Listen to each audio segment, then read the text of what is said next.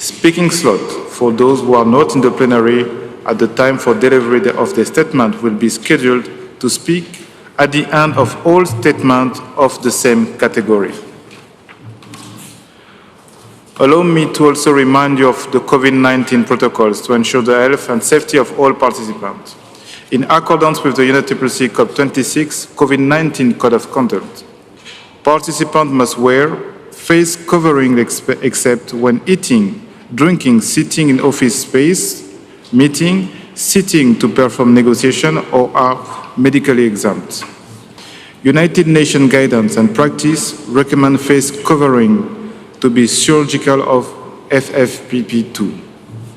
Delegates should wear face masks while seated where social distancing is not possible.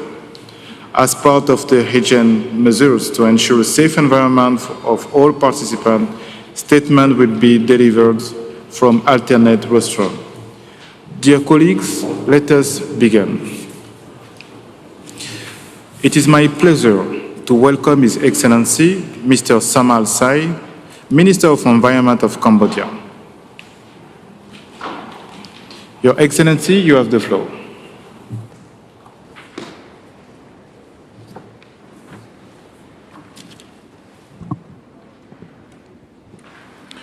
Mr. President, Your Excellency, ladies and gentlemen, I'm delighted to join you all here in Glasgow. The Cambodian delegations appreciate and would like to thank the United Kingdom and all those involved for making this crucial meeting possible. This is our unprecedented gathering, unprecedented because of the COVID-19, unprecedented also because climate change is no longer a hearsay. Climate change, like pandemic, has no border, and our presence here signifies shared concern and reassure that we, as the world leader, we are not losing the sight of our shared responsibility for climate actions. Cambodia feels the crisis directly and take them seriously. To prevent the spread and mitigate the impact of COVID-19, we have comprehensive vaccinations, health and social measures, strict health and social measures are being put in place. Still, new variants remain a threat, making our social economic recovery challenging. Such crises require stronger international solidarity and cooperation, both bilateral and multilateral, including financial support and investment from developed to developing countries to enable a new path toward resilient growth as well as public well-being and health protections.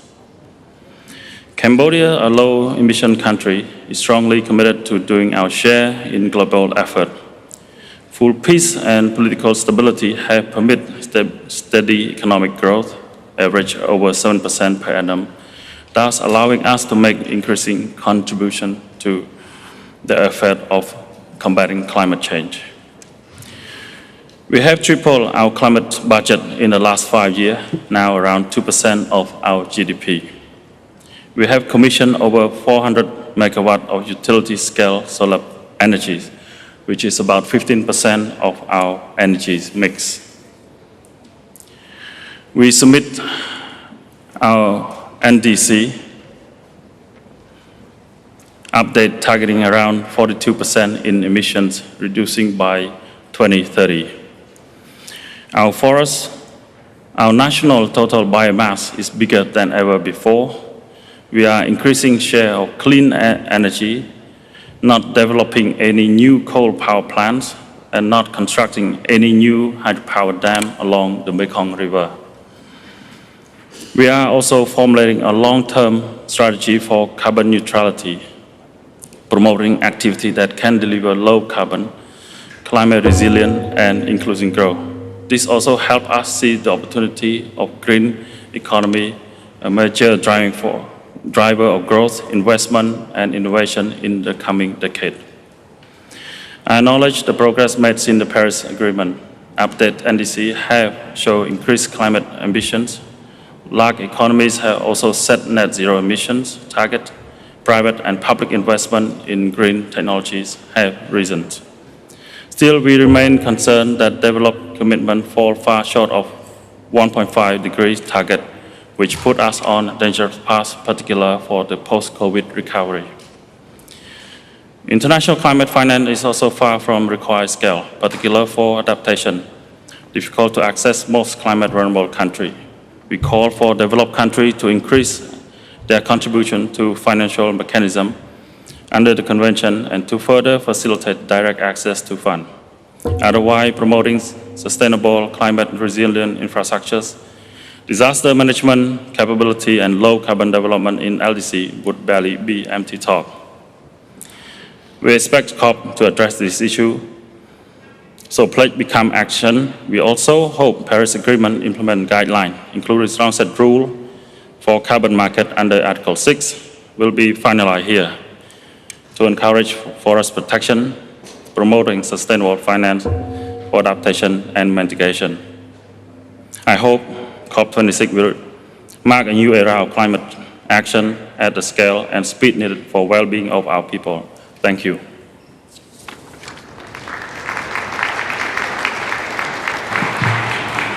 Thank you, Excellency. It is now my pleasure to welcome His Excellency Mr. Bruce Billimon, Minister of Health and Human Services of the Marshall Islands. Your Excellency, you have the floor.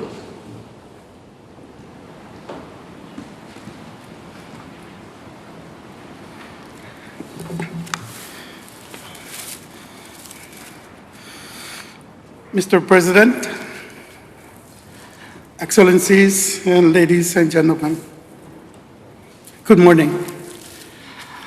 I'm honored to speak here today on behalf of the Pacific Island developing states, and we congratulate the Right Honorable Alok Sharma on your assumption of the COP26 presidency. Mr. President, for Pacific states, climate change is the single greatest threat to our livelihood, security, and well-being.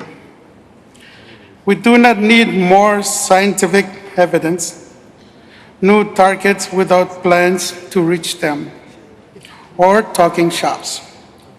We all need to shoulder our responsibilities. The G20 must lead by example. Mr. President, the 1.5 limit is non-negotiable. We ignore the overwhelming evidence at our own peril. We need more ambition on climate mitigation, adaptation, loss and damage, and climate finance. We must raise the level of ambition in NDCs. Those yet to submit NDCs must do so without further delay and ensure that they're aligned with a pathway of 1.5. Fuel fossils must be phased out and redirected. Coal use must end. Mr. President, increased funding is vitally needed to keep 1.5 in reach. We welcome recent climate finance announcements, but the promise of $1 billion annually is long overdue. Mr. President, the increase of natural disaster we see today will only get worse unless we take action. Past responses have been fragmented and slow. We cannot afford further erosion of trust. The pace must change. COP26 is an opportunity to demonstrate our common humanity. We urge all nations to uphold the Paris Agreement, the thread that binds us together. We must reach net zero as soon as possible and no later than 2050. We must adapt to protect our people, environment, and natural resources. We must ensure that international law continues to protect our rights and entitlements in the face of climate change-related sea level. We must address loss and damage.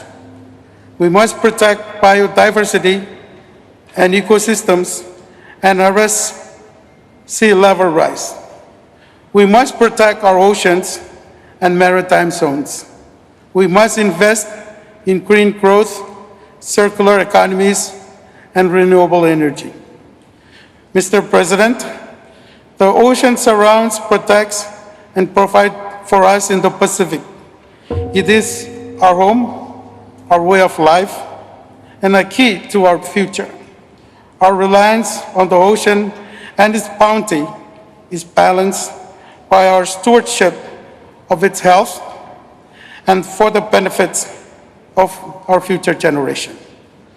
Oceans should form an important part of the UNFCCC process.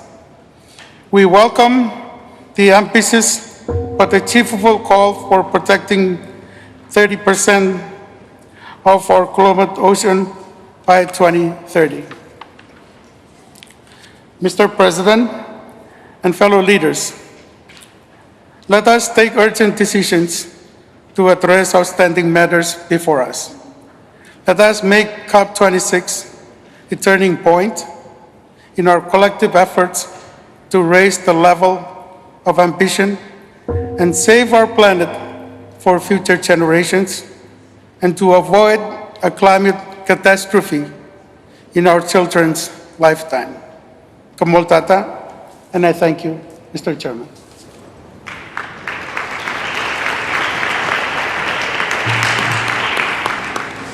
Thank you, Your Excellency. It is my pleasure to welcome Her Excellency Mrs. Lupu Lama, Minister of Environment and Sustainable Development of Guinea. Your Excellency, you have the floor.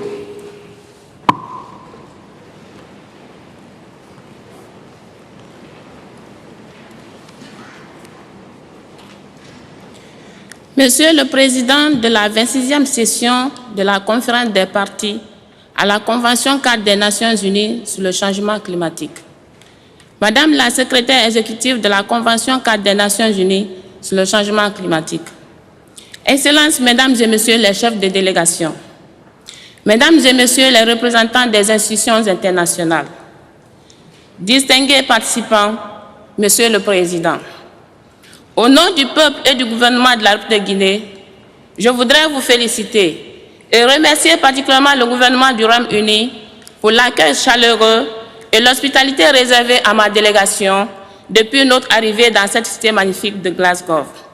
La Guinée, à l'instar des pays partis à la Convention, a signé l'accord de Paris le 22 avril 2016 et l'a ratifié le 10 août 2016.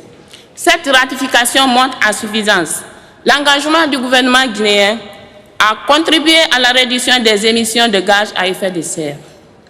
C'est donc le lieu et le moment opportun de réitérer la position du gouvernement guinéen pour dire que l'accord de Paris nous interpelle tous, pays pauvres ou riches, à préserver notre planète afin de vivre décemment et de léguer un monde meilleur aux générations futures.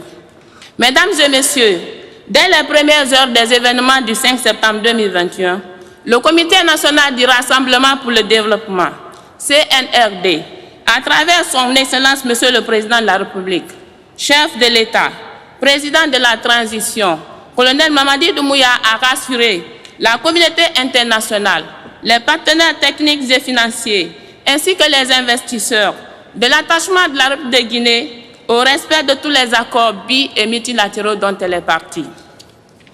Dans cette vision, plusieurs réformes ont été engagées, notamment la signature de la charte de la transition, la nomination d'un Premier ministre civil, ainsi que des membres du gouvernement, les mesures de sécurité pour la protection des personnes et de leurs biens, l'instauration de la quiétude sociale et la continuité de l'État.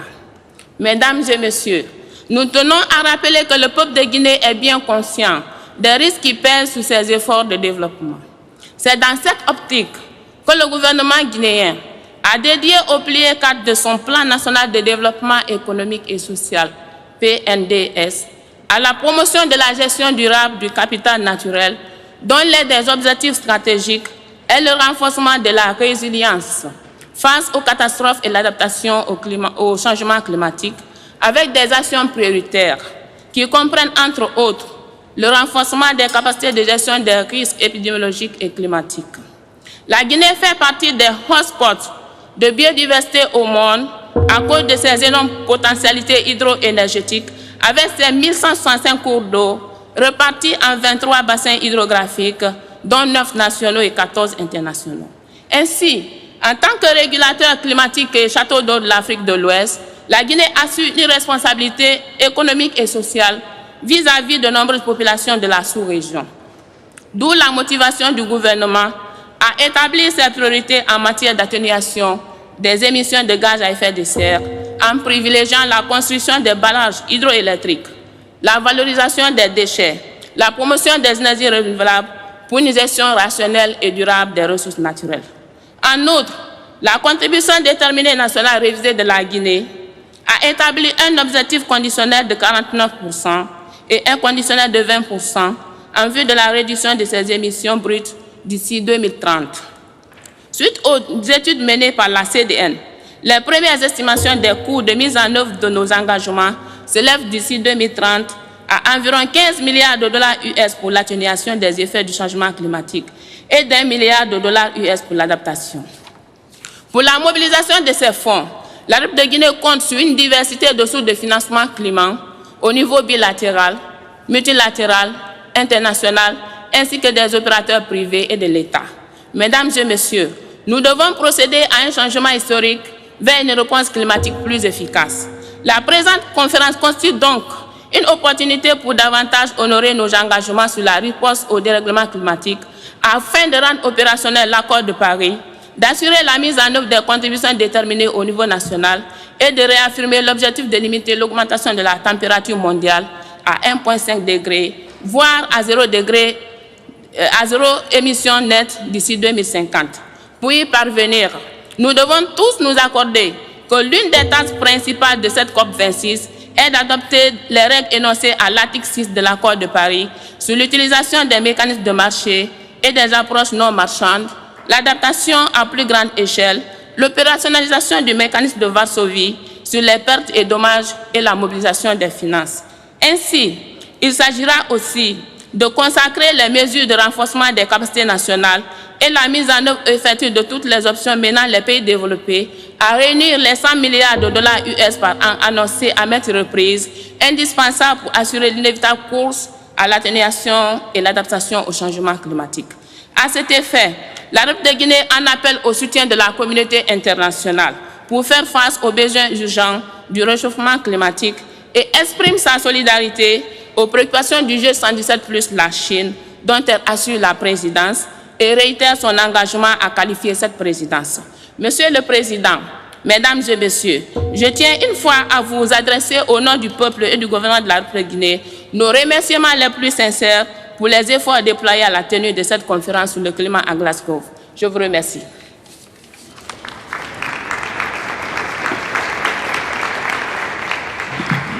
Thank you, Your Excellency.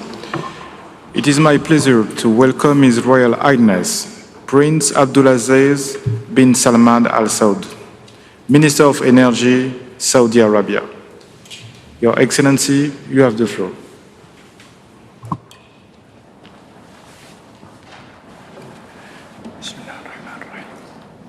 بسم الله الرحمن الرحيم. صحاب المعالي والسعادة المشاركون الكرام، أود في البداية شكر المملكة المتحدة على استضافتنا في مدينة غلاسكو ورعايتها المؤتمر الدولي للأطراف التغير المناخي COP26. الحضور الكريم، تؤكد المملكة العربية السعودية بأن علينا جميعا نوحد جهودنا لتطبيق الاتفاقية الإطارية لتغيير المناخ واتفاقية باريس، وأن نأخذ في الاعتبار مبدأ المسؤولية المشتركة والمتباينة في الوقت ذاته بين الدول والظروف الخاصة التي تواجهها الدول الأقل نمواً، ونعمل معاً على دعم هذه الدول لمواجهة الآثار السلبية الناجمة عن السياسات المتعلقة بالتغير المناخي دون تعطيل تنميتها المستدامة. ولهذا أطلقت المملكة العربية السعودية مؤخراً مبادرتي السعودية الخضراء والشرق الأوسط الأخضر، اللتين تهدفان إلى خفض الانبعاثات الكربونية في منطقة الشرق الأوسط بنسبة تزيد عن 10% من مجمل الإسهامات العالمية الحالية، وإدراكاً منها لأهمية رفع سقف الطموح المأمول لمواجهة التحديات البيئية المرتبطة بالتغير المناخي. وبالأخص خلال العقد الحالي رفعت المملكة العربية السعودية مستوى الإسهامات المحددة وطنياً، وذلك بتخفيض الانبعاثات بمقدار 278 مليون طن بشكل سنوي بحلول عام 2030، أي ما يعادل أكثر من ضعف ما سبق الإعلان عنه في عام 2015 ميلادي.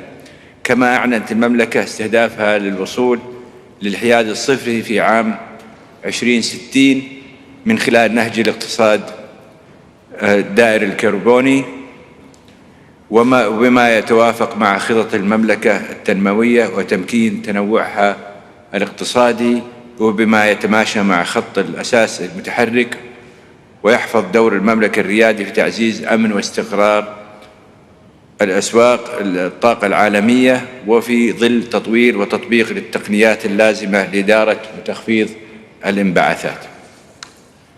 كما أعلنت المملكة عن رغبتها في الانضمام إلى التعهد العالمي بشأن الميثان الذي يستهدف تخفيض الانبعاثات العالمية للميثان بقدر 30% من مستويات عام 2020.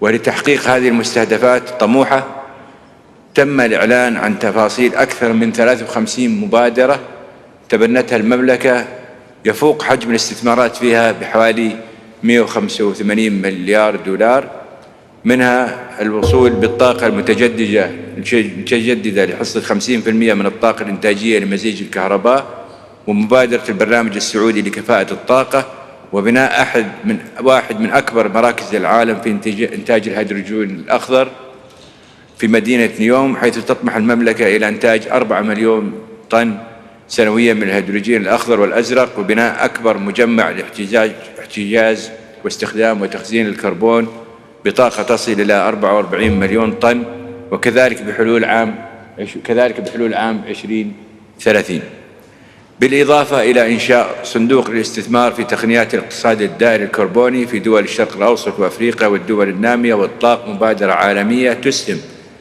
في تقديم حلول الوقود النظيف لتوفير الغذاء لأكثر من 750 مليون شخص في العالم. ويبلغ إجمالي الاستثمار في هاتين المبادرتين ما يقارب 11 مليار دولار، وستسهم المملكة في تمويل قرابة 15% منها. وستعمل المملكة مع الدول والصناديق التنمية الإقليمية والدولية لبحث سبل تمويل وتنفيذ هذه المبادرات. كما أعلنت المملكة عن عدد من المبادرات الإقليمية والدولية، من أبرزها إطلاق عدد من المراكز والبرامج مثل إنشاء مركز إقليمي للإنذار المبكر بالعواصف، وإنشاء مركز إقليمي للتنمية المستدامة للثروة السمكية، والتي سيكون لها دور كبير في تهيئة البنية التحتية اللازمة لحماية البيئة وخفض الانبعاثات ورفع مستوى التنسيق الإقليمي.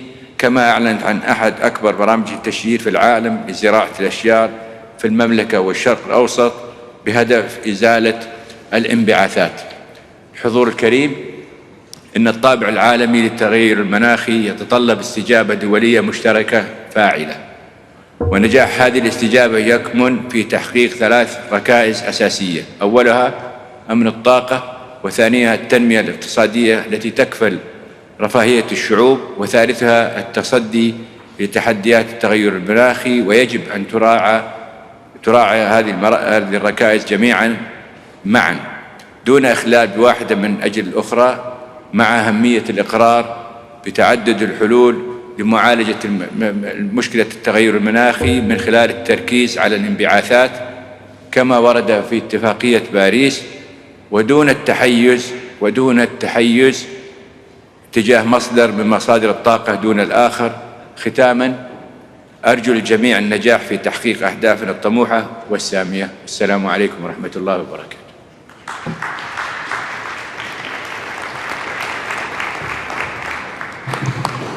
Thank you, Your Excellency. It is my pleasure to welcome His Excellency, Mr. Josué Alejandro Larca Vega, Minister of People's Power for Eco-Socialism of Venezuela. Your Excellency, you have the floor.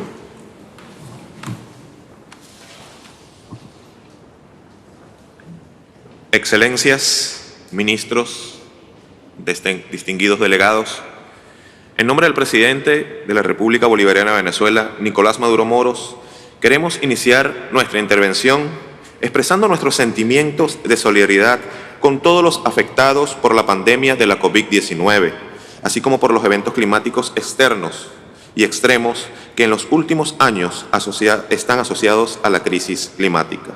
Desde Venezuela queremos ratificar nuestro compromiso multilateral con la lucha contra el cambio climático, y este reencuentro nos permite darle un propósito a la COP26 para construir una etapa pospandemia que contemple como eje fundamental al clima, porque estamos absolutamente convencidos que un mundo mejor es posible y que no podemos dejar a nadie atrás en este propósito global. La crisis climática amenaza a toda forma de vida en nuestra madre tierra, además de las perspectivas de desarrollo sustentable de los países. El cambio climático es uno de los desafíos ambientales globales más graves y urgentes de nuestro tiempo. Es sin duda una etapa decisiva para el multilateralismo y un periodo de prueba de la eficacia del Acuerdo de París para alcanzar la meta colectiva para estabilizar la temperatura global. Señoras y señores, no podemos fallar en este intento. La celebración de la COP26 de manera presencial es una oportunidad para celebrar y renovar los propósitos que nos unieron para alcanzar el Acuerdo de París en el 2015, basados en una causa común, un esfuerzo colectivo, donde la solidaridad es la base fundamental para la acción climática en el marco de la Convención, de sus principios y de sus proyectos. Es por ello que queremos destacar que en el contexto de la Convención Marco y en el Acuerdo de París, las medidas coercitivas unilaterales para nuestro país representan una afectación gravísima para la implementación de este acuerdo, limitando la capacidad de actuar ante la crisis climática y adoptar medidas tanto de mitigación como de adaptación y de respuesta al cambio climático. Las medidas coercitivas unilaterales son contrarias a los fundamentos básicos del derecho internacional y ambiental y restringen el derecho del desarrollo sustentable de nuestro pueblo. Desde Venezuela, en el contexto del quinto objetivo histórico de nuestro Plan de la Patria, hemos venido trabajando en acción climática. Aun cuando nos encontramos bajo la imposición de medidas coercitivas unilaterales, hemos entregado la contribución nacionalmente determinada, actualizada y mejorada, reafirmando el compromiso del Acuerdo de París y resaltando entre estas acciones planteadas la reducción del 20% de nuestras emisiones de gases de efecto invernadero. Se adelanta un proceso de construcción colectiva de una propuesta de legislación nacional sobre el cambio climático, con un enfoque intergeneracional y de género, además con la incorporación de sectores como las juventudes y los pueblos indígenas, los niños y niñas de la patria a través del sistema educativo nacional. El cambio climático es incorporado desde la perspectiva de la planificación nacional, adelantando la cartografía social y el mapa de vulnerabilidad y riesgo de la nación. En el ámbito de la conservación, Venezuela cuenta con el Parque Nacional de Bosque Húmedo Tropical más grande del planeta, el Parque Nacional Caura, con 7.5 millones de hectáreas, súper importantes en este momento para la absorción natural del carbono. Recientemente, nuestro presidente Nicolás Maduro Moros, mediante decreto, fortaleció el sistema de áreas protegidas. Nuestro sistema de áreas protegidas representa un 43% del territorio nacional, y con esto estamos creando nuevas áreas y zonas de protección. En materia de bosques, Venezuela ha disminuido la tasa de deforestación en un 47% en relación al año 2000. Valga destacar que nuestros bosques representan el 1.19% del planeta y el 5.13% de América Latina. En el ámbito energético, Venezuela cuenta con una matriz de fuente renovable, la cual constituye el 80% de la energía que llega a los hogares y a las industrias del país. Venezuela, como respuesta a la adaptación y reducción de vulnerabilidad al cambio climático, ha alcanzado la meta de la construcción de 3.600.000 viviendas para las personas en condiciones de vulnerabilidad. Desde Venezuela, la lucha contra el cambio climático la abordamos desde los principios del ecosocialismo, entendiendo que el cuidado del ambiente está intrínsecamente relacionado con el modelo de producción sostenible, con el amplio y profundo contenido social que persigue la superación de la pobreza y el buen vivir de nuestro pueblo.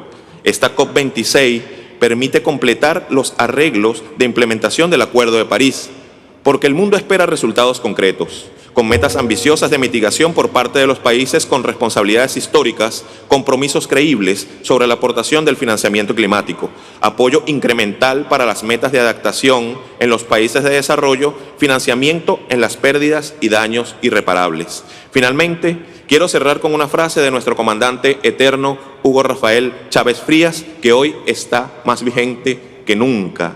Si el clima fuera un gran banco capitalista, ya lo habríamos salvado. Señores, no cambiemos el clima, cambiemos el sistema. Muchísimas gracias.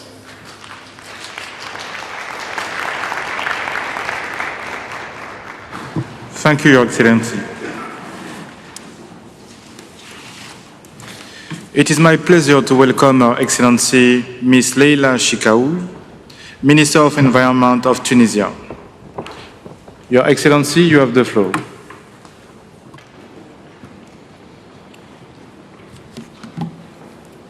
Thank you. سيد رئيس دورة 26 لمؤتمر الأطراف في اتفاقية الأمم المتحدة حول التغيرات المناخية.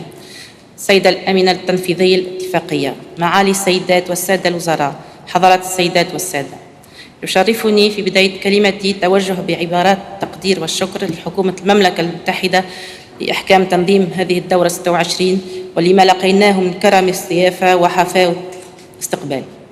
معالي السيدات والسادة، لقد عملنا معا منذ إقرار اتفاق باريس حول المناخ بكل التزام وفي كنف الاحترام التام لمبادئ التعددية الدولية على وضع الأسس الكفيلة تفعيل اتفاقية باريس حول المناخ وضمان استجابة عاجلة للرهانات والتعديات الجسيمة لتغير المناخ، خاصة على الدول النامية ذات المستوى المنخفض من الانبعاثات والتي تفتقر إلى الإمكانيات الضرورية للتكيف مع تداعياتها البيئية والاقتصادية والاجتماعية.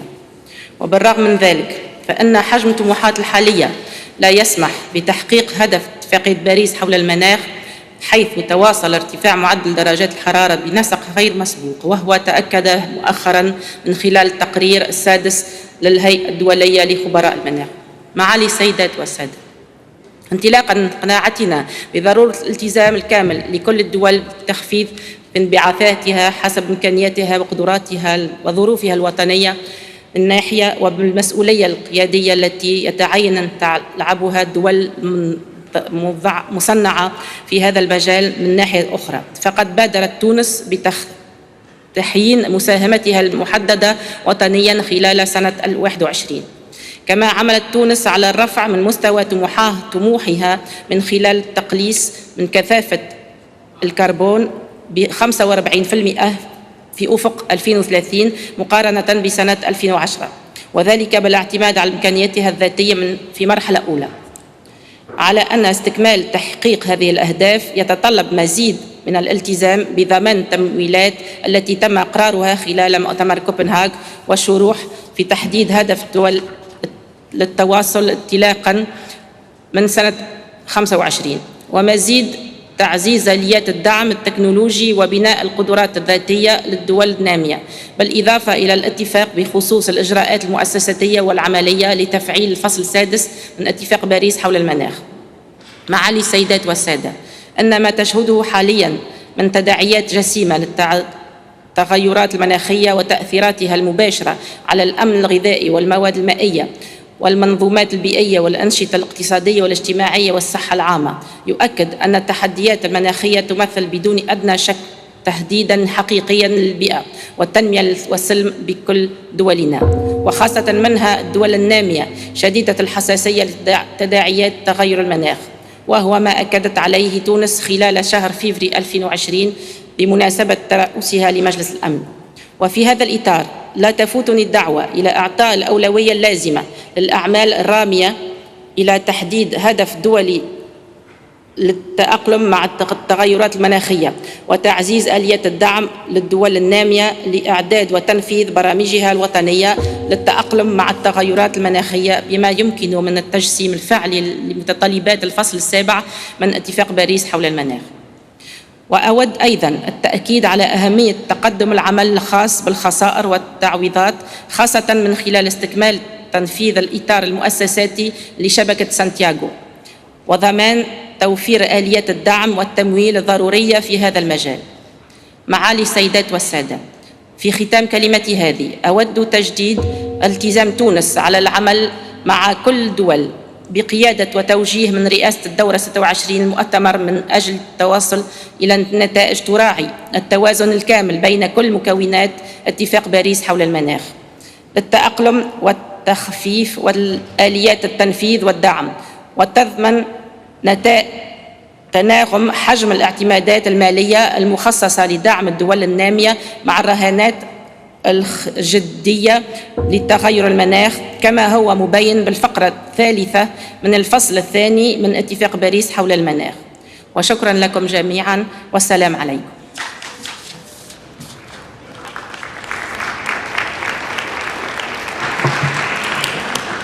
Thank you, Your Excellency.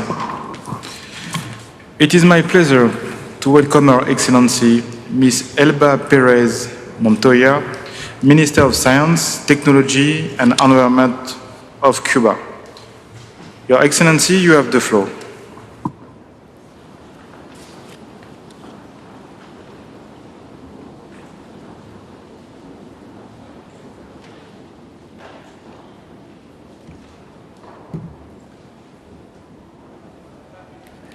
Buenos días, presidente de la COP, distinguidas ministras y ministros, delegadas y delegados. El último informe del Ipcc corrobora la gravedad de la crisis climática actual. Por eso, en esta COP26 no debemos perder la oportunidad de dar la respuesta que tanto espera la humanidad.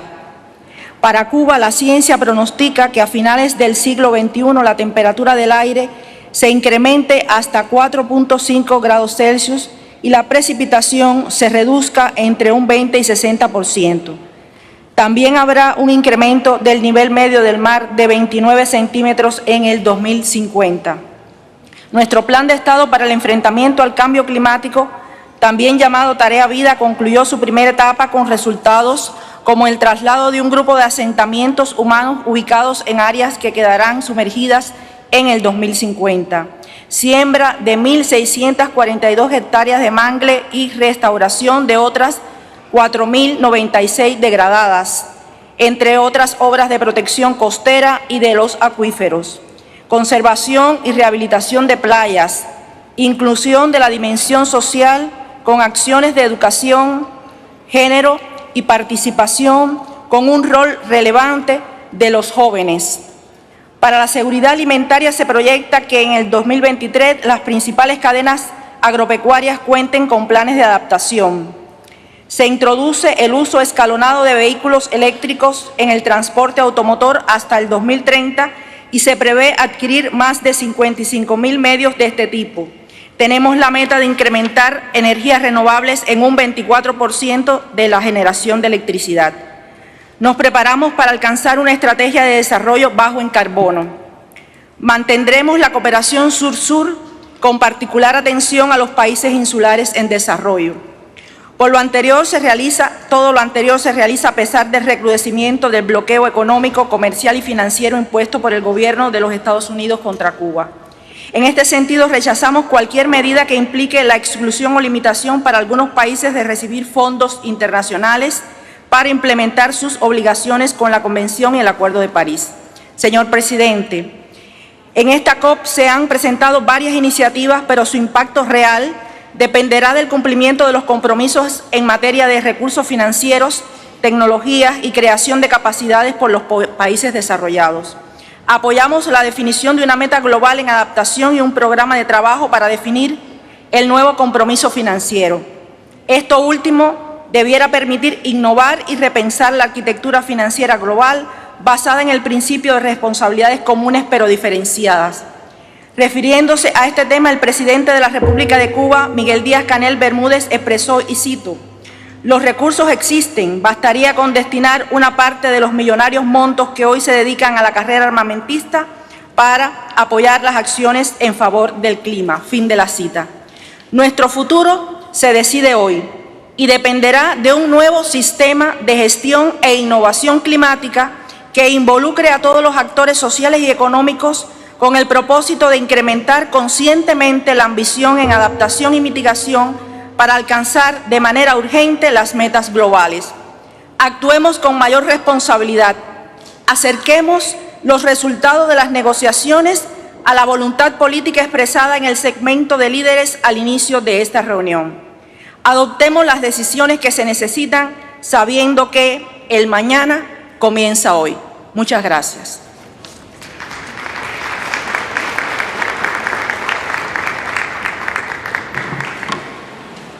Thank you, Your Excellency.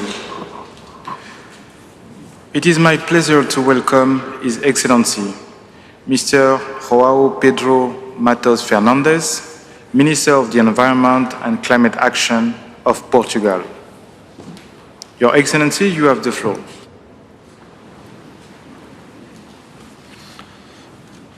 Mr. President of the COP26, Alok Sharma, dear ministers and colleagues, ladies and gentlemen.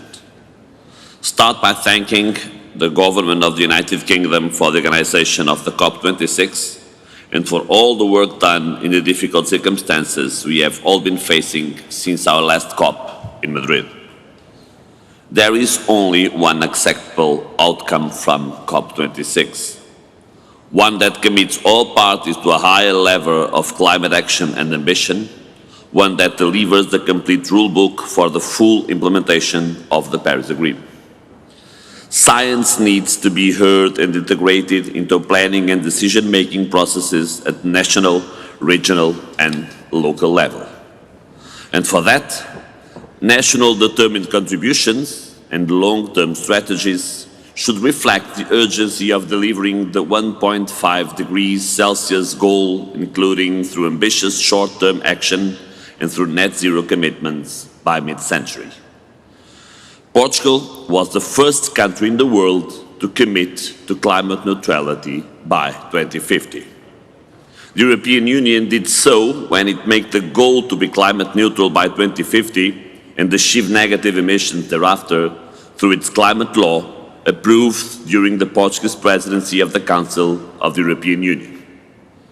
Leadership lies with those who have phased out coal, who put a price on carbon, who declined investments in fossil fuels, who invested in renewable energy, and in creating climate-resilient, biodiverse territories with the capacity to enhance carbon sinks through natural-based solutions.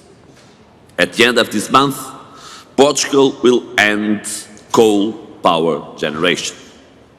In 2020, we reduced our emissions by 32% in relation to 2005, and more than 60% of our power generation was based on renewables, and we will continue to invest in renewables, especially in solar energy.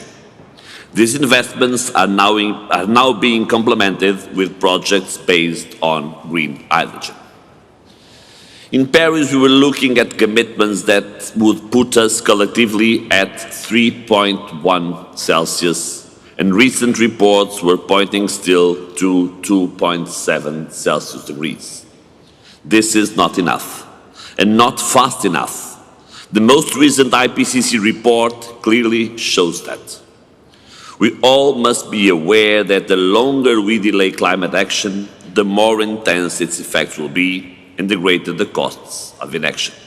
Ladies and gentlemen, finalizing the Katowice rulebook is key to ensure the Paris Agreement's full operative and move forward.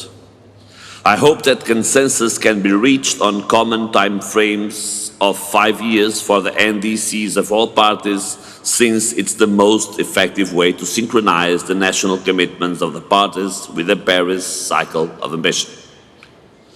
On Article 6, we need a result that allows actions, including voluntary carbon market actions, that ensure integrity and environmental ambition and are consistent with the necessary increase in global action.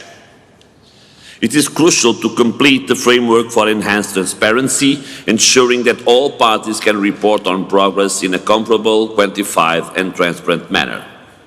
Climate finance is key, and our priority should be on focus on delivering the current goal. We need to continue work on broadening the donor base, mobilizing the private sector, and to achieve a better balance between mitigation and adaptation in line with the priorities of the receiving countries. Portugal is committed to continue financing climate action, in particular through the Portuguese Environmental Fund in partner countries such as Portuguese-speaking African countries. As a sign of our commitment, we pledge to more than double climate finance, allocating a total of 35 million euros by 2030. COP26 must deliver a strong message on carbon pricing, on phasing out on fossil fuel subsidies, and the relevance of aligning public and private financial flows with the objectives of the Paris Agreement as part of a green recovery. Dear colleagues, and to conclude, we know we will not be able to avoid all impacts of climate change, some of which we are already facing. We are working on a national roadmap for adaptation which aims to update Portugal's climate change vulnerability assessment and define further adaptation action in Portugal for the 21st century.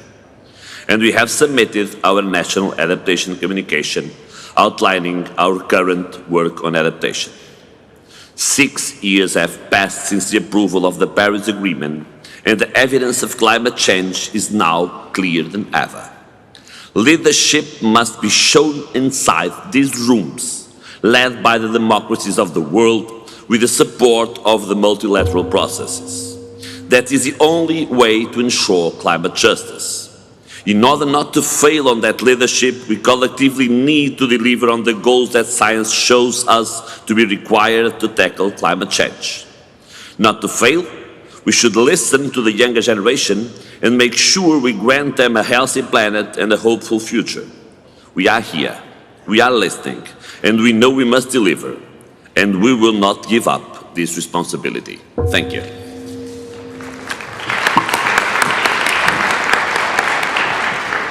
Thank you, Your Excellency. It is my pleasure to welcome His Excellency, Mr. Jean-Luc Assis, Minister of Environment and Sustainable Development of Côte d'Ivoire. Your Excellency, you have the floor.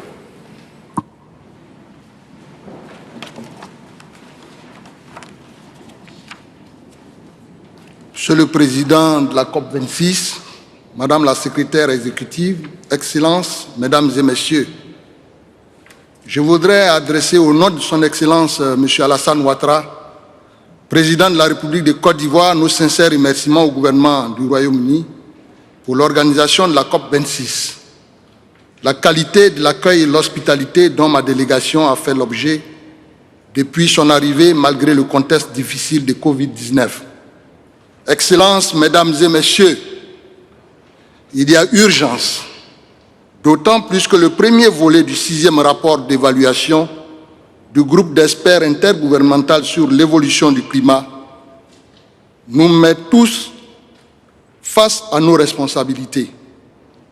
C'est avec raison que la Côte d'Ivoire, mon pays, a marqué sa volonté de s'engager sur une trajectoire de développement bas carbone et résilient au changement climatique à travers la révision de ses contributions déterminées au niveau national pour un rehaussement de son ambition. Aussi, dans ce nouvel élan, l'accent a été mis sur la réduction significative du taux de déforestation à hauteur de 70% à l'horizon 2030 par rapport à 2015. L'augmentation du reboisement par la conversion d'1 million d'hectares de terres en forêt à l'horizon 2030. L'accroissement des énergies renouvelables dans la production d'électricité pouvant atteindre 45% du mix énergétique avec le retrait du charbon. Le renforcement de l'efficacité énergétique au niveau des sous-secteurs bâtiments, commerce, transport et industrie. La promotion des systèmes de transport intelligents par le développement des transports de masse tels que le métro d'Abidjan et la mobilité électrique. La promotion des pratiques agricoles intelligentes face au climat, notamment la mise en œuvre à grande échelle du système de riziculture intensif, la mise en œuvre de décharges modernes et des centres de valorisation et d'enfouissement technique avec récupération de méthane, l'accroissement des infrastructures de drainage et de gestion des eaux usées domestiques et enfin la promotion de l'économie circulaire. En somme, la Côte d'Ivoire s'engage à réduire ses émissions de gaz à effet de serre de 30,41% d'ici à 2030. Cet objectif correspond à un abattement chiffré d'environ 37 millions de tonnes équivalent CO2, là où l'ambition de la Côte d'Ivoire dans son premier document CDN affichait un abattement de 9 millions de tonnes équivalent CO2, soit une réduction de 28,25% en 2030 par rapport à un scénario de référence. Par cette ambition renforcée, notre pays marque sa ferme volonté de réduire son empreinte carbone et de participer à l'effort global de réduction des émissions dans le cadre de l'accord de Paris. Excellences, Mesdames et Messieurs, sachez que ce travail ne s'est pas arrêté à ce niveau de réduction de 30,41%. Nous avons approfondi les réflexions et mon pays est aujourd'hui en mesure d'affirmer qu'il pourrait atteindre la neutralité carbone entre 2030 et 2050, à condition de bénéficier des appuis financiers additionnels et ce, grâce à la conversion de 3 millions d'hectares de terres en forêt en lien avec notre stratégie de préservation, de réhabilitation et d'extension de nos forêts. Excellences, Mesdames et Messieurs, ce combat, nous devons le faire pour notre génération et les générations futures, auxquelles nous avons le devoir de léguer une planète dans laquelle elles pourront à leur tour bien vivre et s'épanouir, car nous n'avons qu'une seule planète et nous devons nous donner les moyens de la préserver. Vive le développement durable. Je vous remercie.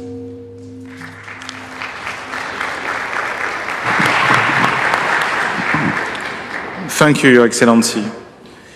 It is my pleasure to welcome Her Excellency Ms. Maria Luisa Alvarez González, Secretary of Environment and Natural Resources of Mexico.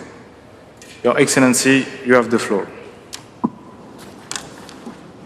Gracias. Excelentísimo Alok Sharma, presidente de la COP26, y Patricia Espinosa, secretaria ejecutiva de Convención, ministros y ministras, que con su presencia reafirman la importancia del problema que enfrentamos todas y todos. La crisis ambiental y una profunda desigualdad social nos muestran cómo hemos dejado atrás a quienes más nos necesitan, incluyendo a la naturaleza. Y a diferencia de muchas cosas que se puede negociar, para México poner al centro a las personas y el uso sustentable de los recursos naturales es algo innegociable. Durante estos días hemos insistido para que todas y todos los países reconozcan e incluyan 3 temas dentro de las negociaciones de la COP26: enfoque de género, derechos humanos y reivindicar a nuestros pueblos indígenas o pueblos originarios. Son ellos quienes han sabido resguardar y aprovechar sus recursos naturales. Ellas y ellos son las guardianas y los guardianes del territorio. Esto nos permitirá fomentar una relación armónica y en equilibrio entre personas y medio ambiente que permita un uso sustentable de los recursos, es decir, cumplir con el objetivo de conservar produciendo y producir conservando. Me gustaría compartir los esfuerzos que estamos haciendo como Gobierno de México. Estamos implementando Sembrando Vida, el programa de reforestación más grande del mundo que considera aspectos ambientales, sociales y económicos. En este programa, 420,000 sembradoras y sembradores cultivan árboles, frutales y maderables en sus parcelas, recibiendo una remuneración, lo que permite crear soberanía alimentaria, capturar dióxido de carbono y al mismo tiempo evitar la erosión de los suelos, la filtración y cosecha de agua y la sobreexplotación del agua. La inversión es de $1.300 millones anuales.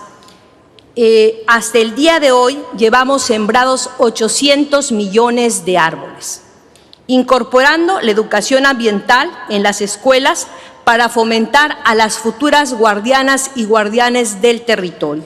Mantenemos el pago por servicios ambientales, fomentando la economía circular, desarrollamos una política de conectividad ecológica y no hemos otorgado ni una sola concesión para minería tóxica a cielo abierto o atajo. No permitimos el fracking y estamos limitando el uso de agroquímicos como el caso del glifosato, sustancia activa en herbicidas, y prohibimos la importación y siembra de maíz transgénico. Nos sumamos, entre otros compromisos, al compromiso global de metano, siendo México el primer país que reglamentó sus emisiones, y dejaremos de exportar petróleo en 2024 para producir solo lo necesario para consumo interno. Construiremos el parque de generación eléctrica con paneles solares más grande de Latinoamérica. Modernizaremos 14 hidroeléctricas a lo largo del país para transitar hacia energías renovables. Finalmente, sabemos que la responsabilidad de los países es compartida, pero diferenciada, y no es correcto seguir culpando a los más vulnerables por el cambio climático, por lo que será necesario que algunos países debamos priorizar la adaptación y mantener nuestros esfuerzos para la mitigación, así como ninguna persona vale más que otra. La adaptación y la mitigación tendrán que encontrar su equilibrio dependiendo del contexto de su país. En estas diferencias también debemos dejar claro que cuando hablamos de financiamiento no solo se trata de garantizar una cantidad suficiente, sino que debe de establecer claramente los mecanismos de acceso y condiciones justas para los países en vías de desarrollo. No se trata de pagar para sanar culpas, de construir proyectos de energías limpias con contratos sucios, ni de pagar los daños después de haber contaminado y afectado a toda una población. Hay cosas que no podemos obtener con dinero, así que la flora y la fauna de nuestro país no debería de tener precio porque los dueños somos todas y todos. Finalmente, nuestro mensaje es claro. Puedo considerar a México como aliado contra el cambio climático basados en el respeto y la solidaridad de nuestro pueblo. Siguiendo los principios de nuestro presidente, el licenciado Andrés Manuel López Obrador, quien acertadamente tiene una frase que aplica en esta ocasión: por el bien de México, primero los pobres. Yo agregaría, por el bien de México, el planeta y la madre tierra, primero los pobres y las y los olvidados del mundo. Gracias.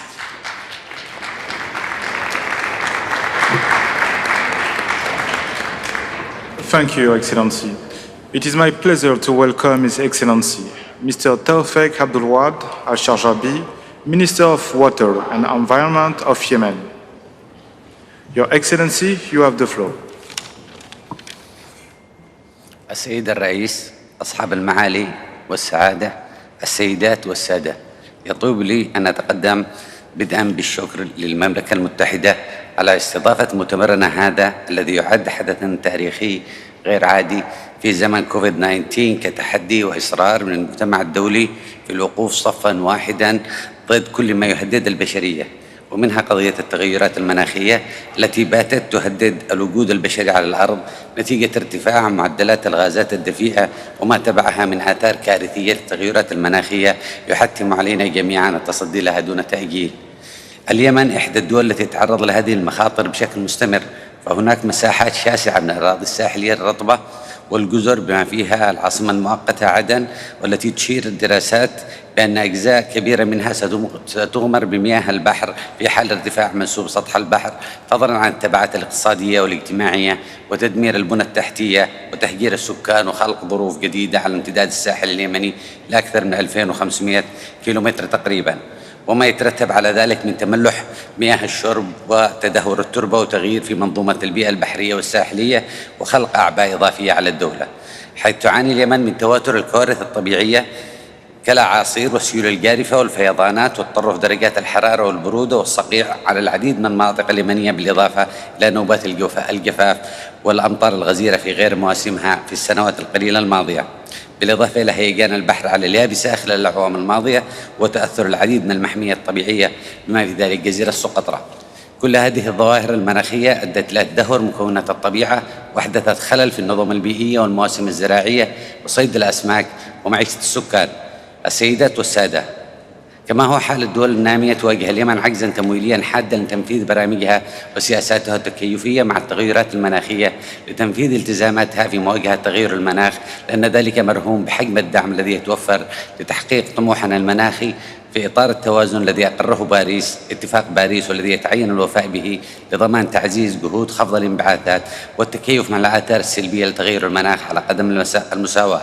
السيدات والسادة، لقد جئت من بلد يعاني شعبه من كوارث حقيقية وخسائر مادية وبشرية جراء التغيرات المناخية، ونحن إلى ذلك نعيش جائحة أخرى لا تقل خطورة عن آثار تغير المناخ، وهي جائحة الحرب القائمة في بلادنا، والتي قادتها ميليشيات الحوثي الإرهابية ضد الدولة منذ أكثر من 6 سنوات تقريبا، حرب تتداخل فيها مصالح الخارج مع الصراعات الداخلية وتصفية الحسابات وغطرسة الميليشيات المدفوعة بوهم القوة والاستيلاء على السلطة والثروة، لتترك شعبا مسحوقا بالحرب وانعدام الأمن وتراجع سبل العيش وتغير المناخ. أتحدث عن بلد اليمن الذي يتجاوز عمره عدة آلاف من السنوات. وفي ختام كلمتي أؤكد أننا معنيون بالتخفيف من الانبعاثات ضمن حدود قدراتنا الوطنية، وفي الوقت نفسه لابد من مساعدتنا على التكيف والصمود في وجه تغيرات مناخية متطرفة تضرب بلدنا بصورة متكررة. أشكر حسن استماعكم والسلام عليكم.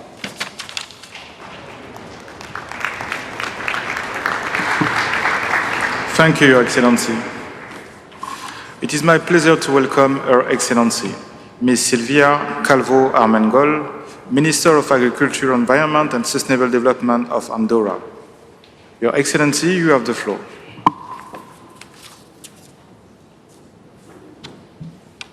Monsieur le Président, Mesdames et Messieurs, les changements climatiques sont généralisés, rapides et s'intensifient. Et certaines tendances sont désormais irréversibles, selon le dernier rapport du GIEC. Une dernière occasion nous est donnée aujourd'hui d'aborder la crise climatique avec efficacité et fermeté. L'Andorre est un pays de haute montagne de 80 000 habitants, particulièrement vulnérable au changement climatique. Nous sommes responsables de moins de 0,001% des émissions mondiales. Tout cela pourrait laisser penser que les actions de mon pays n'ont aucune conséquence sur le reste du monde.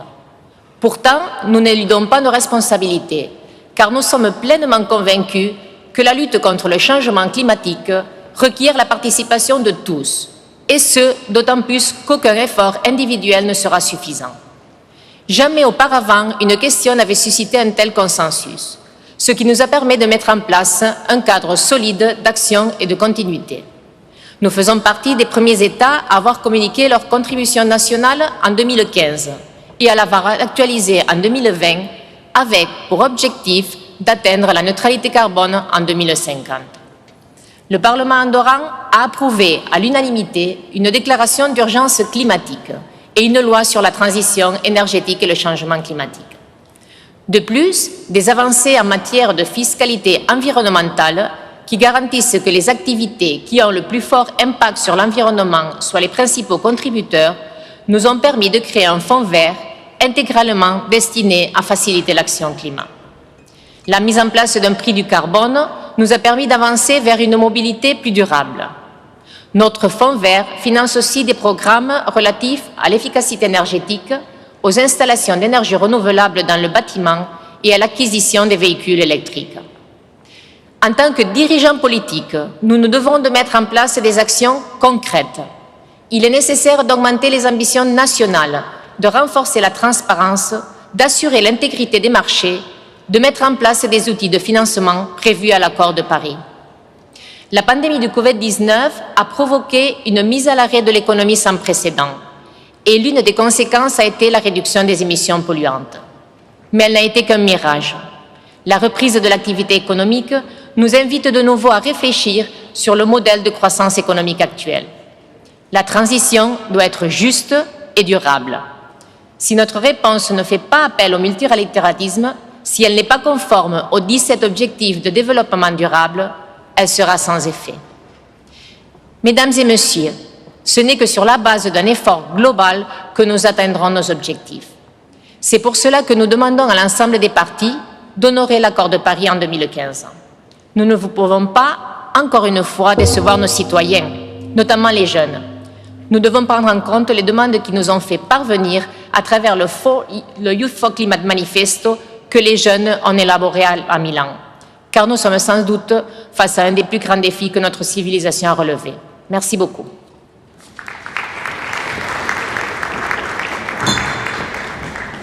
Thank you, Your Excellency. It is my pleasure to welcome His Excellency, Mr. Simon Still, Minister of Tourism, Civil Aviation, Climate Resilience and Environment of Grenada. Your Excellency, you have the floor.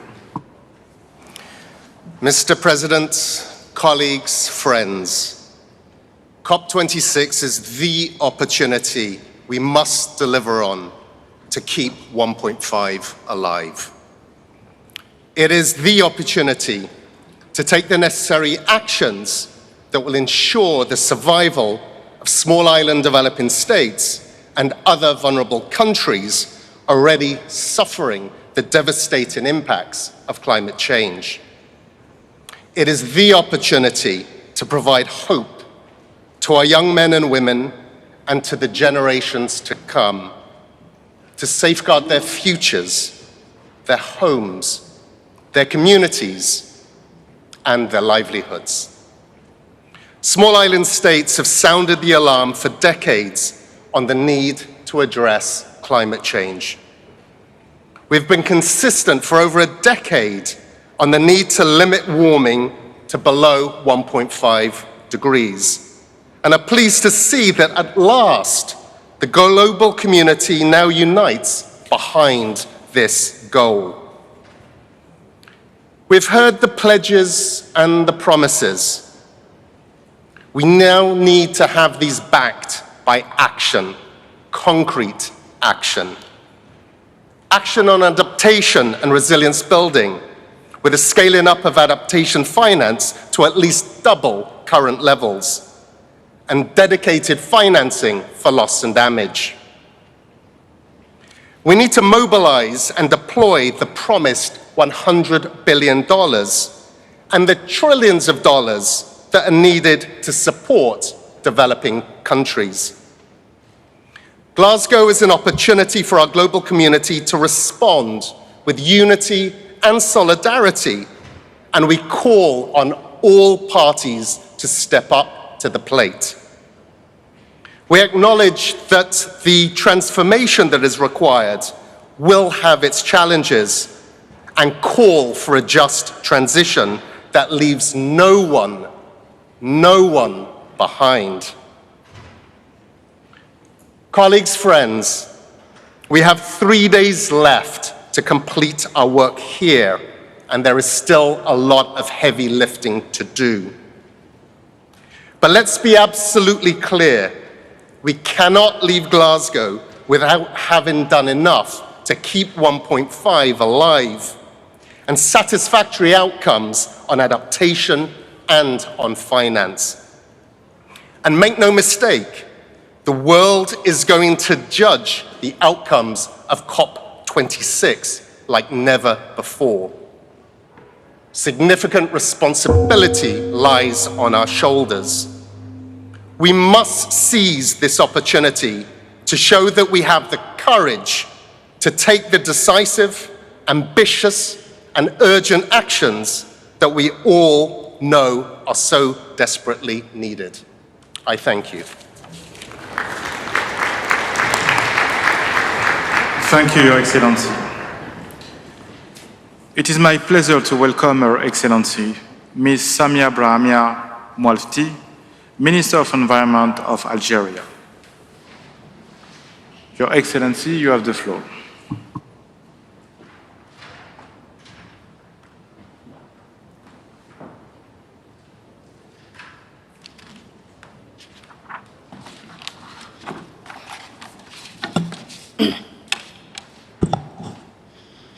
Thank you.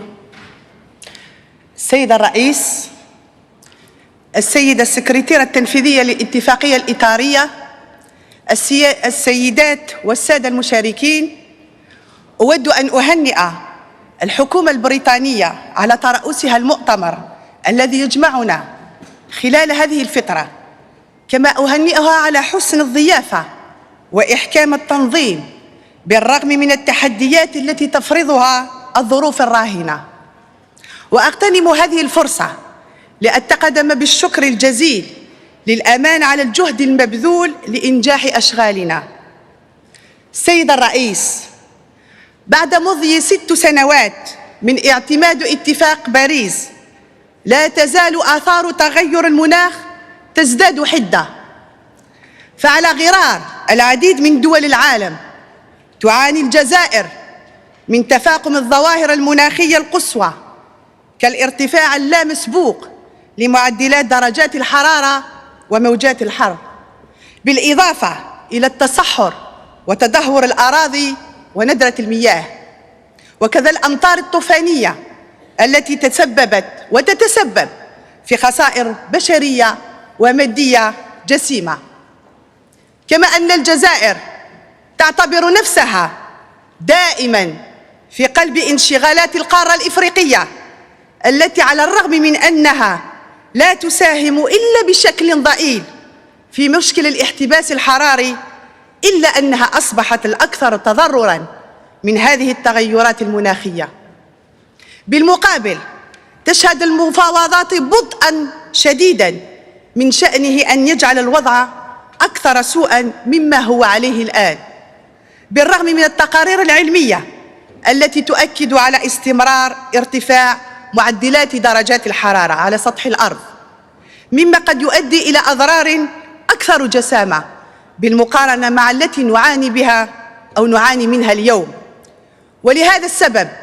ولهذا السبب نؤكد على ضرورة توضيح سبل تنفيذ آليات التمويل من أجل عمل مناخي ناجح والخروج بنتائج فعالة وملزمة وعادلة تضع اتفاق باريس حيث التنفيذ الفعلي، وتراعي كافة مصالح الدول، خاصة الأكثر تضرراً من تغير المناخ كالدول النامية وكذا الدول الإفريقية، مع ضرورة إنشاء إطار مناسب يعتمد على آليات تسمح لجميع الدول الأطراف في اتفاق باريس الاستفادة من الفرص المتاحة من قبل سوق الكربون وكذا المبادرات الأخرى ذات الصلة.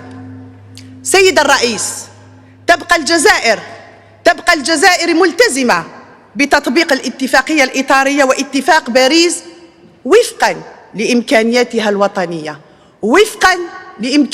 الوطنية والمبادئ التي تقوم عليها هذه الأطر، حيث تم تكريس حق المواطن الجزائري في العيش في محيط صحي ومستوى معيشي أفضل، وكذا مبدأي التنمية المستدامة والحفاظ على الموارد الطبيعية في برنامج الحكومة وفقاً للتوجيهات السيد رئيس الجمهورية عبد المجيد تبون.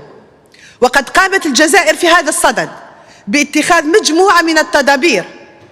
أولاً، اعتماد مخطط وطني للمناخ يشمل 155 نشاطاً في مجالي التخفيف والتكيف، بناء وتعزيز الأطر القانونية والمؤسساتية لرفع التقارير ذات الصلة بآليات الشفافية، بناء القدرات البشرية لمتابعة النشاطات ذات الصلة بالسياسة الوطنية حول تغير المناخ، صياغة النموذج الطاقوي لما بعد 2030 الذي يعتمد على تطوير الطاقات المتجددة، اعتماد تأهيل وتوسيع السد الأخضر الذي أنجز في السبعينات من القرن الماضي برفع مساحة هذا الغطاء النباتي إلى 4.7 مليون هكتار لمواجهة ظاهرة التصحر. وكذا اعتماد برنامج وطني للتشجير من خلال مبادرة شجرة لكل مواطن لغرس ما لا يقل عن 43 مليون شجرة. وكذا اعتماد برنامج تحويل 150 ألف سيارة لغاز البترول المميع. وكذلك استحداث هياكل وطنية لتجسيد مشاريع استراتيجية لإنتاج الطاقة النظيفة كالهيدروجين الأخضر. سيد الرئيس، تسعى الجزائر من أجل المساهمة في بلوغ الأهداف المسطرة من قبل اتفاق باريس، ولكن نظراً لإمكانيات المحدودة وتزايد احتياجات سكانها لا زالت بحاجة ماسة إلى دعم فني ومالي كافي للالتزام التام بالأطر الدولية المعتمدة للتصدي لتغير المناخ والمخلفات السلبية. فمن الاحتياجات التي يمكن تعدادها في هذا الشأن تطوير القدرات البشرية للقطاعات المعنية للسماح لها بتقدير آثار الأنشطة التي تقوم بها فيما يتعلق بمجال التخفيف واعتماد معايير نجاعة تمكنها إذا اقتضى الأمر من اتخاذ الإجراءات والتدابير اللازمة لتصحيح النقائص فيما يتعلق بالتحكم في المناهج المتعلقة بهذا الجانب. وكذا تعزيز القدرات البشرية والمؤسساتية للامتثال لأطر الشفافية المختلفة. سيد الرئيس، إن كوكب الأرض يستغيث من أجل إنقاذه من وضع كارثي، ولن يكون ذلك ممكنا إلا بتضافر جهودنا وتضافر جهودكم أجمعين وجهود البشرية جمعاء. كوكب واحد، مخاطر مشتركة، وحلول عادلة. شكرا لكم على كرم الإسخاء.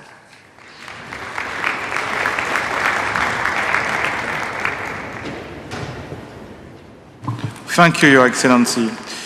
It is my pleasure to welcome His Excellency, Mr. Tuan Ibrahim Tuan Man, Minister of Environment and Water of Malaysia. Your Excellency, you have the floor.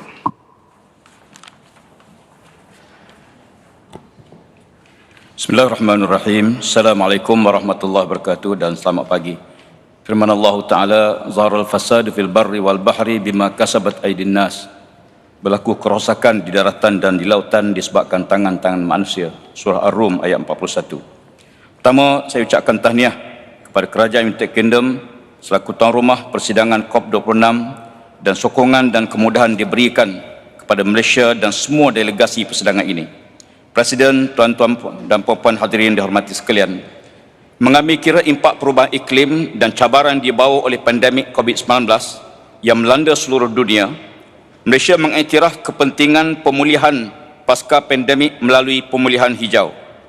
Bagi tujuan ini, Malaysia mengemukakan NDC yang telah dikemas kini yang mempunyai sasaran pengurangan intensiti pelepasan GHG menentasi ekonomi sebanyak 45% berdasarkan keluaran dalam negara kasa pada tahun 2030 berbanding tahapnya pada tahun 2005. Pengurangan intensiti tersebut dibuat tanpa syarat dan 10% lebih tinggi berbanding sasaran sebelum ini, yakni sasaran NDC Malaysia juga merangkumi 7 jenis GHG berbanding 3 jenis sebelumnya. Selain itu, Malaysia juga mempunyai aspirasi untuk mencapai pelepasan GHG bersih sifar seawal-awalnya tahun 2050, tertakluk kepada penyediaan strategi jangka masa panjang pembangunan darah karbon Malaysia pada tahun 2022. Bagi mencapai aspirasi dan sasaran tersebut, Malaysia akan melaksanakan perkara berikut. Yang pertama, melaksanakan dasar carbon pricing secara berfasa untuk menyokong usaha negara bagi mencapai dan pengurangan pelepasan GHG. Yang kedua, mencapai kapasiti penjanaan tenaga boleh baru sebanyak 31% pada tahun 2025 dan 40% pada tahun 2035 bagi grid kebangsaan melalui Pelan Peralihan Teknologi Tenaga Malaysia 2021-2040. Yang ketiga, aspirasi sasaran perolehan 100% kenderaan kerajaan yang bukan berasaskan enjin pembakaran dalaman pada tahun 2030. Yang keempat, mengekalkan sekurang-kurangnya 50% litupan hutan negara seperti yang diumumkan di persidangan Bumi Rio pada tahun 1992. Yang kelima, melaksanakan kaedah natural based solution bagi asas penyelesaian global bagi mengurangkan kesan jangka panjang seperti menanam 100 juta batang pokok bermula pada tahun 2021 hingga 2025. Yang keenam, mencapai sasaran sifar sisa yang dihantar ke tempat pelupusan sampah melalui konsep sisa kepada tenaga dan meningkatkan kadar kitaran semula kepada 40% pada tahun 2025. Yang ketujuh, transformasi bandar di Malaysia ke arah pembangunan rendah karbon di bawah Pelan Induk Bandar Rendah Karbon, dan ke-8 meningkatkan ketahanan kepada impak jangka masa panjang perubahan iklim melalui pembangunan pelan adaptasi kebangsaan termasuk tumpuan kepada penyelesaian berasaskan alam semula jadi.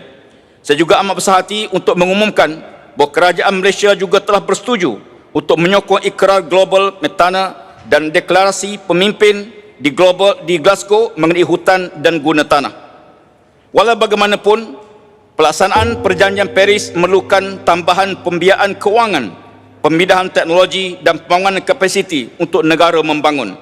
Sehubungan dengan itu, Malaysia menyeru kepada semua negara maju untuk memenuhi obligasi mereka di bawah perjanjian Paris. Akhir kata, sekali lagi saya mengucapkan terima kasih dan tahniah kepada kerajaan United Kingdom kerana menganjurkan persidangan kali ini. Sekian, terima kasih.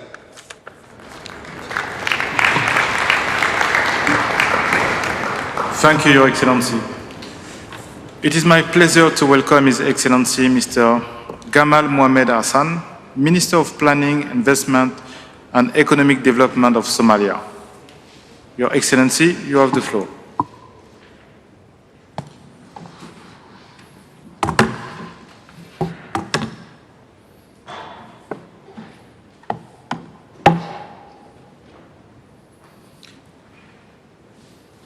Your Excellency, Mr. Alex Sharma, the President of COP26, Excellencies, Ministers and Heads of Delegations, distinguished ladies and gentlemen. Somalia would like to congratulate Mr. Alex Sharma for being elected as the President of COP26 and commend the good work of the outgoing COP25 President, the Minister of Environment of Chile. We thank the governments of the United Kingdom and Italy for hosting COP26 despite the challenges that COVID-19 pandemic has imposed. We also register our sincere appreciation for the warm welcome and excellent hospitality of the government of the UK and the people of Glasgow. Excellencies, distinguished ladies and gentlemen, Somalia is a country that lies at the tip of the Horn of Africa, and despite historically having been afflicted by long periods of conflict and insecurity, we have made great strides and progress towards peace, security, and sustainable development. However, as we continue on the path to recovery from decades of conflict, underdevelopment, and instability, the twin effects of the COVID-19 pandemic and climate change has set many of our efforts back. We have come to COP26 to seek solidarity to address the existential threat of climate change and to contribute to the global efforts to counter them. For us, the reality of the climate emergency has become a constant feature in our daily lives, with frequent droughts and devastating floods that displace millions, destroy livelihoods, perpetuate poverty, and cause tragic losses of human lives and livestock. Even worse for us, the climate crisis directly contributes to the protracted conflict dynamics and aggravates resource use competition, eroding communal resilience, and exposing youth to exploitation by extremist groups. Around 2.6 million Somalis are presently internally displaced in over 2,000 camps across the country. Another estimated 1 million are refugees in neighboring countries. Many others are constantly on the move, risking their lives in dangerous migration routes to escape not from the assumed insecurity, but rather the desperations exacerbated by climate change impacts. As the magnitude of climate change impacts increase, the vulnerable people of Somalia and other least developed countries and the conflict-affected countries face ever-deepening challenges. Excellencies, ladies and gentlemen, as long as emissions continue to rise, our vulnerabilities will continue to increase, and our people will get no opportunity to recover before the next emergency arises. The recently released NDC synthesis report and Ipcc assessment all warn that we are off track and even on a disastrous trajectory of 2.7 degrees warming. That's why we call on the developed countries and countries emitting the most to listen to science and do their part to save the world, deliver on their financial pledge, and allow countries like Somalia a fair chance at adaptation and just transition. We believe it is possible, and we too are doing our bit. Through the 9th National Development Plan, we have mainstreamed climate change adaptation resilience and low carbon growth. Our enhanced national determined contribution is more ambitious and focusing on massive forest restoration, sustainable agriculture, and promoting opportunities to leapfrog the energy poverty towards renewables in a manner that's based on just transition principles and social dialogue. Achieving the vision and objectives of the NDC is a government-wide effort as well as a whole of society undertaking, with the private sector being in the front. Somalia has also proposed the establishment of IGAD Center of Excellency on Adaptation and Environmental Protection in Somalia. The center will support the implementation of adaptation planning and climate risk in the IGAD region. Our vision for the IGAD Adaptation Center is to become a leader in adaptation matters and contribute to the attainment of the African 2063 agenda and implementation of adaptation goals of the Paris Agreement. It is in this regard that we emphasize the actualization of parity in matters of adaptation and mitigation as exposed in the Paris Agreement. Excellencies, the required transition and adjustments to the current and expected climate impacts need unprecedented investments and provision of and access to financial resources and other means of implementation. This implies we need scaled up and predictable funding for adaptation. Developed countries need to increase the commitment to climate finance and allocate adequate financing for adaptation in developing countries. We also particularly need a program to improve access, including by reducing unhelpful procedural complexities in the funding mechanisms of the Green Climate Fund and the Global Environment Facility, especially for the vulnerable developing countries like ours. In conclusion, Excellencies, Somalia has the longest continental coastline in Africa. The oceans and coastal zone of our country are important for our adaptation and mitigation efforts. We join others to request adequate focus and dialogue on oceans annually at the UNFCCC organism, beginning with the 56th meeting of the subsidiary body on technical and technological advice, SEBASTA. Similarly, in light of the growing reality of the linkage between climate change and security and conflict, we urge the Conference of Parties to begin consideration of the matter in subsequent meetings. Finally, yes, climate change is the greatest threat to humanity, but also, yes, acting together, we can and we must correct the inequalities, the iniquities, and injustices causing climate change. The vulnerable people of Somalia and the world expecting nothing less than the ambitious COP26 to fulfill the goals of the Paris Agreement. I thank you for your kind attention.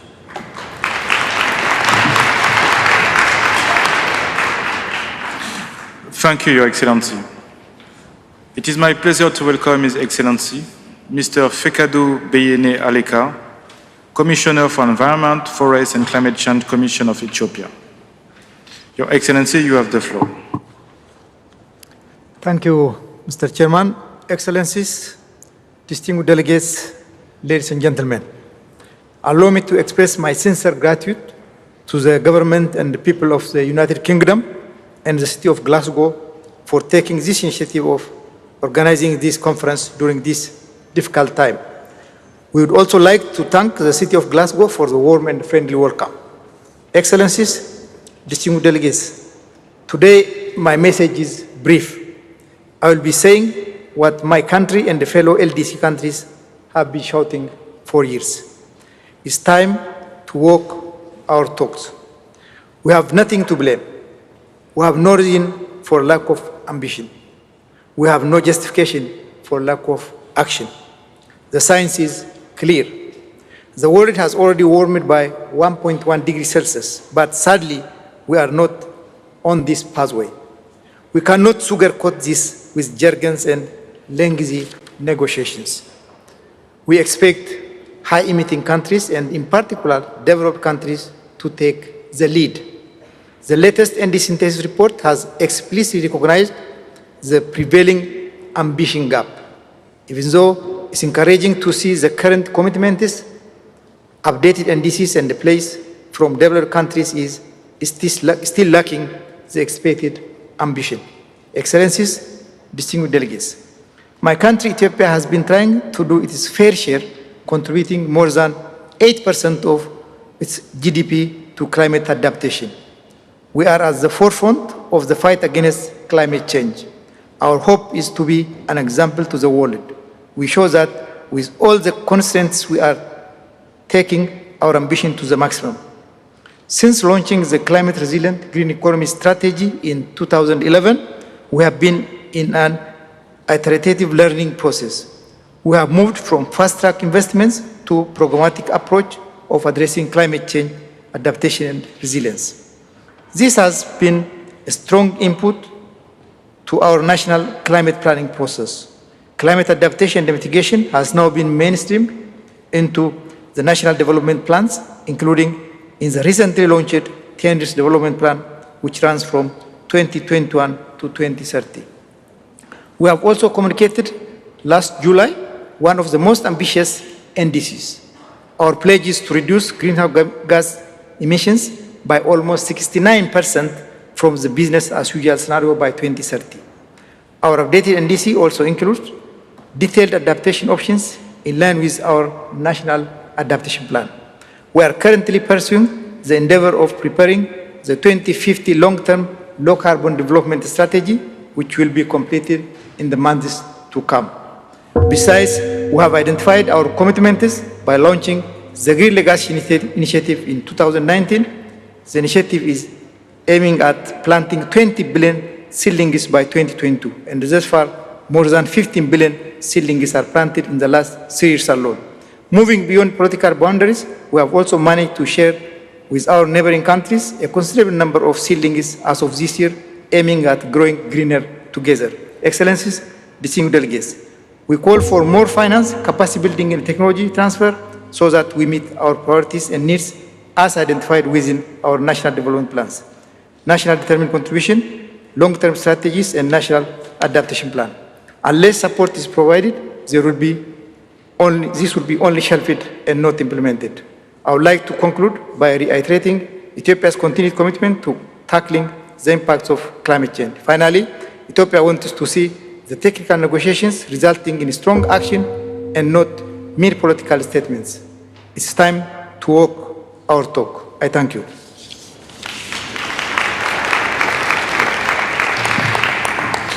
Thank you, Your Excellency. It is my pleasure to welcome His Excellency, Mr. Abdou Karim Sall, Minister of Environment and Sustainable Development of Senegal. Your Excellency, you have the floor.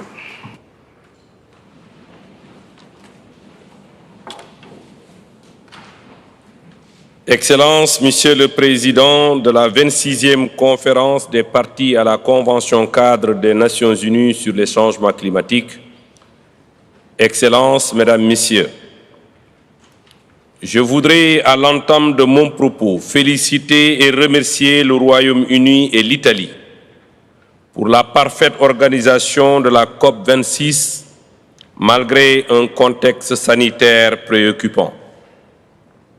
En acceptant d'organiser ce grand rendez-vous mondial du climat dans ce contexte d'incertitude, votre pays démontre un leadership incontestable, mais nous enseigne aussi par l'exemple que devant les grands défis qui assaillent l'humanité, seul l'engagement et la détermination doivent guider notre ambition. Excellences, Mesdames, Messieurs, les différents discours qui ont ponctué le sommet mondial des leaders organisé à l'ouverture de cette COP montrent que le temps est à l'action.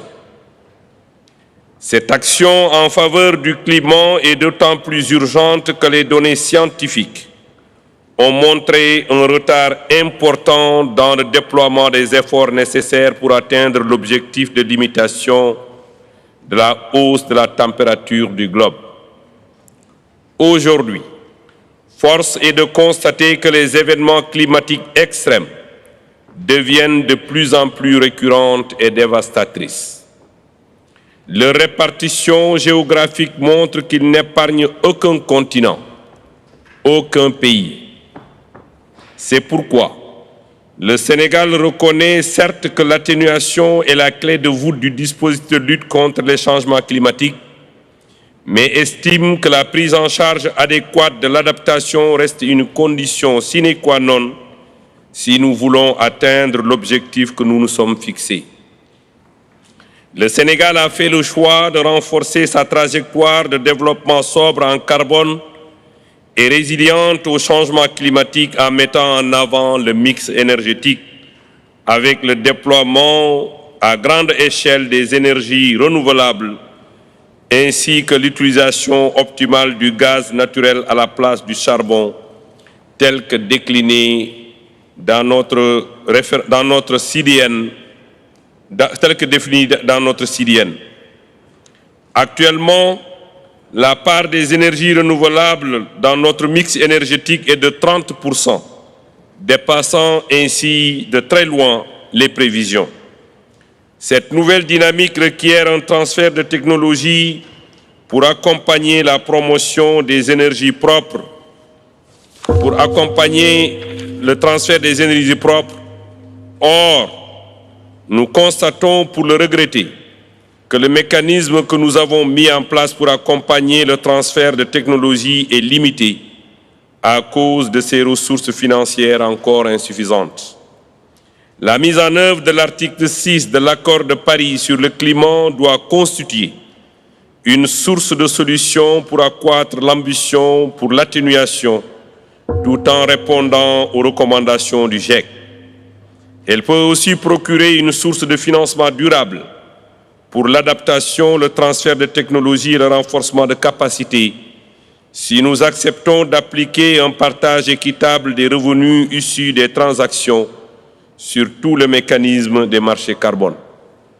C'est pourquoi le Sénégal se réjouit des différents programmes en cours dans ce domaine et appelle à leur amplification.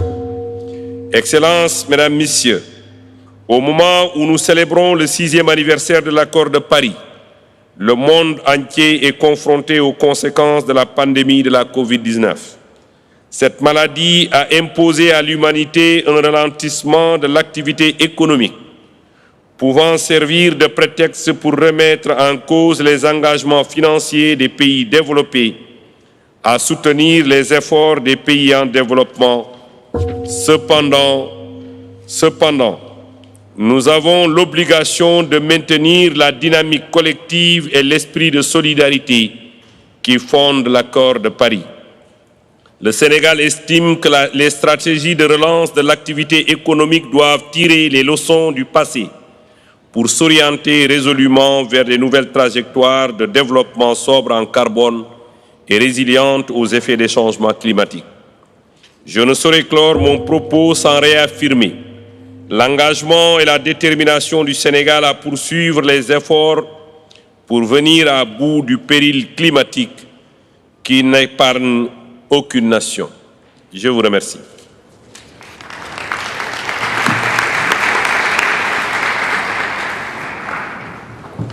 Thank you, Your Excellency.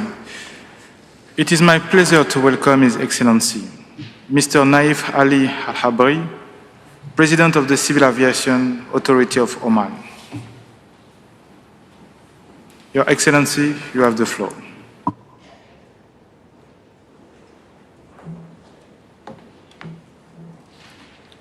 بسم الله الرحمن الرحيم. أصحاب الفخامة والسمو والمعالي، أصحاب السعادة ورؤساء وأعضاء الوفود المشاركة، السلام عليكم ورحمة الله تعالى وبركاته. يسرني في بداية كلمتي هذه أن أنقل لكم وللشعب المملكة المتحدة الصديق تحيات حضرة صاحب الجلالة السلطان هيثم بن طارق المعظم سلطان عمان والشعب العماني كافة. كما أود أن أعرب عن خالص الشكر والتقدير للمملكة المتحدة الصديقة وشعبها المضياف على كرم الضيافة وما لقيته من حسن الاستقبال ولأمانة الاتفاقية على دقة التنظيم لهذا المؤتمر. كما أكدته التقارير السابقة للهيئة الحكومية الدولية المعنية بتغير المناخ، فقد جاء التقرير التقييمي السادس للهيئة ليثبت أن الآثار السلبية للتغيرات المناخية قد أصبح واقعاً لا جدال فيه، ويؤكد على ارتباطها المباشر بزيادة تراكيز غازات الاحتباس الحراري في الغلاف الجوي منذ بداية الثورة الصناعية وحتى وقتنا الحاضر. إن سلطنة عمان كغيرها من دول العالم عرضة للكثير من الآثار السلبية للتغيرات المناخية، حيث شهدت العديد من الألواء المناخية والأعاصير المدمرة، والتي كان آخرها إعصار شاهين الذي ضرب السلطنة بداية شهر أكتوبر الماضي، وخلف الكثير من الخسائر والأضرار البشرية والمادية في مختلف القطاعات مثل البنية الأساسية والمساكن والمنشآت والمشاريع الزراعية والسمكية، بالإضافة إلى التأثير على النظم البيئية المختلفة.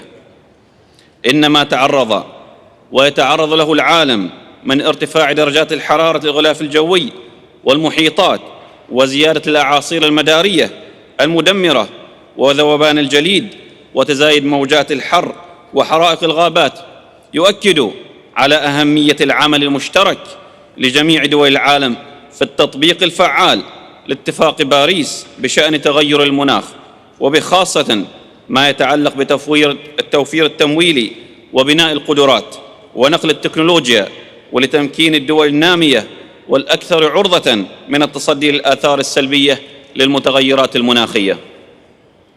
أصحاب الفخامة والسمو والمعالي، أصحاب السعادة، رؤساء وأعضاء الدول المشاركة، تأكيداً على اهتمام سلطنة عمان بمجابهة التأثيرات السلبية لمخاطر التغيرات المناخية والإسهام في الحد من التحديات على المستوى الوطني والدولي، وتماشياً مع أولويات رؤية عمان 2040 وتوجهها الاستراتيجي لخلق نظم إيكولوجية فعالة ومرنة لحماية البيئة واستدامة مواردها الطبيعية، فقد قامت بالعديد من الإجراءات في مجال التكيف والتخفيف مع التغيرات المناخية. ففي مجال التكيف فقد أعدت سلطنة عمان استراتيجية وطنية للتكيف والتخفيف من التغيرات المناخية، اشتملت على تقارير ودراسات عن التأثيرات المتوقعة على أهم قطاعات التنمية. كما نفذت العديد من مشاريع التكيف مثل إنشاء سدود الحماية من الفيضانات وسدود تخزين المياه، ومشاريع الأمن الغذائي والأمن المائي وأمن الطاقة، ومشاريع حماية البنية الأساسية من الفيضانات وتصريف مياه الأمطار. أما في مجال التخفيف فقد قطعت سلطنة عمان شوطاً كبيراً في وضع وتنفيذ العديد من الخطط والسياسات والمشاريع الهادفة إلى التحكم في انبعاثات غازات الاحتباس الحراري، ومنها مشاريع الطاقة المتجددة كالطاقة الشمسية وطاقة الرياح، بالإضافة إلى تنفيذ عدد من المشاريع خفض الكربون في قطاع النفط والغاز كمشاريع استعادة الغاز ومشاريع التخلص التدريجي من انبعاثات الشعلة وخفض انبعاثات الميثان. كما تخطط سلطنة عمان في المستقبل القريب لإنشاء بعض من مشاريع الطاقة الخضراء مثل مشروع الهيدروجين الأخضر.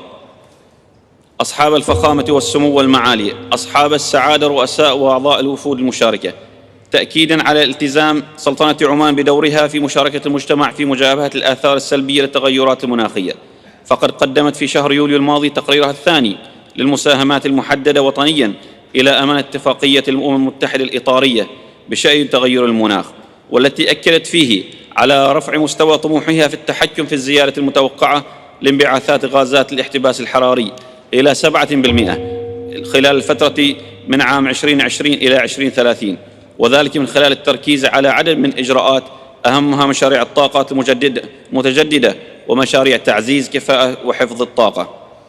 أصحاب الفخامة والسمو والمعالي، أصحاب السعادة، رؤساء الوفود المشاركة، إن ما يشهده العالم من تغيرات مناخية متعددة وخطيرة لا بد أن يخلق قناعات لدى كافة دول العالم بأهمية الالتزام بما جاء في اتفاق باريس والتمسك به ومواصلة جهود المجتمع الدولي في التصدي لظاهرة الاحتباس الحراري وتغليب مصلحة هذا الكوكب والأجيال القادمة على أي مصلحة أخرى في إطار من العدالة والشفافية التي أكدت عليها كل من اتفاقيات الأمم الإطارية واتفاق باريس بشأن تغير المناخ.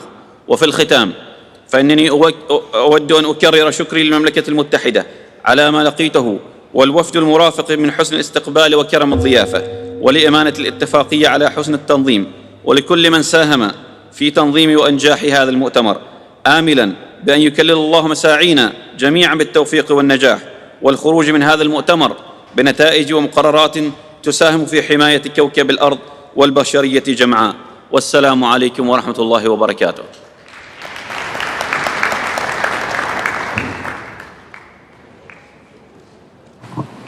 Thank you, Your Excellency. It is my pleasure to welcome His Excellency, Mr. Joaquim Leite, Minister of Environment of Brazil. Your Excellency, you have the floor.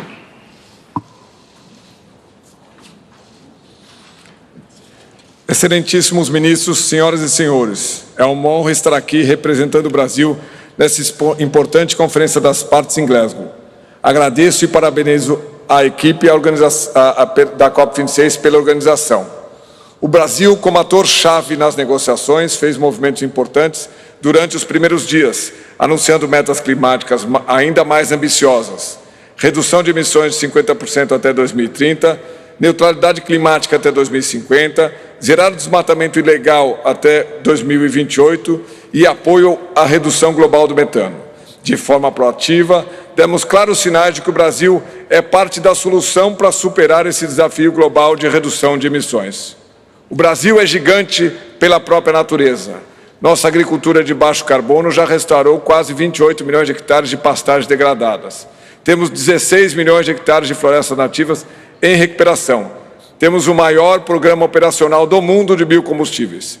Nossas energias renováveis contribuem com 84% de nossa matriz elétrica, gerando recorde de empregos em solar e eólica. E nosso programa de gestão de resíduos sólidos já reduziu 20% o número de lixões a céu aberto. Destacamos especialmente o programa Águas Brasileiras, com o objetivo de chegar a 100 milhões de árvores plantadas. Ressaltamos ainda o novo marco do saneamento básico, que abre a oportunidade para o setor privado levar acesso a tratamento de esgoto para mais de 100 milhões de pessoas. Cabe destacar também a incrível transformação do modal logístico para o ferroviário, com 5 mil quilômetros de novos trilhos, representando uma redução de 75% das emissões do transporte de carga. Ressaltando como resultados como esses demonstram a força da atual e real política ambiental brasileira. Mas o governo do Brasil quer mais. Há menos de um mês, lançamos as bases do Programa Nacional de Crescimento Verde, para dar prioridade a iniciativas verdes, sejam elas públicas e privadas, voltadas à redução de emissões, à conservação florestal e ao uso racional de recursos naturais, dessa maneira contribuindo para a geração de empregos verdes. O programa já nasce com recursos dos bancos federais na ordem de 50 bilhões de dólares. Reconhecemos nossos desafios e trabalhamos para superá-los. Para conter o desmatamento ilegal na Amazônia, o governo dobrou os recursos destinados a agências ambientais federais e promoveu a abertura de concursos para 739 novos agentes ambientais. Além disso, o Ministério da Justiça intensificou as ações de comando e controle, com 700 homens da Força Nacional em campo, que atuam em 23 municípios de forma ostensiva e permanente. O Ministério da Defesa recentemente lançou um inovador e ainda mais preciso sistema de monitoramento de floresta nativa.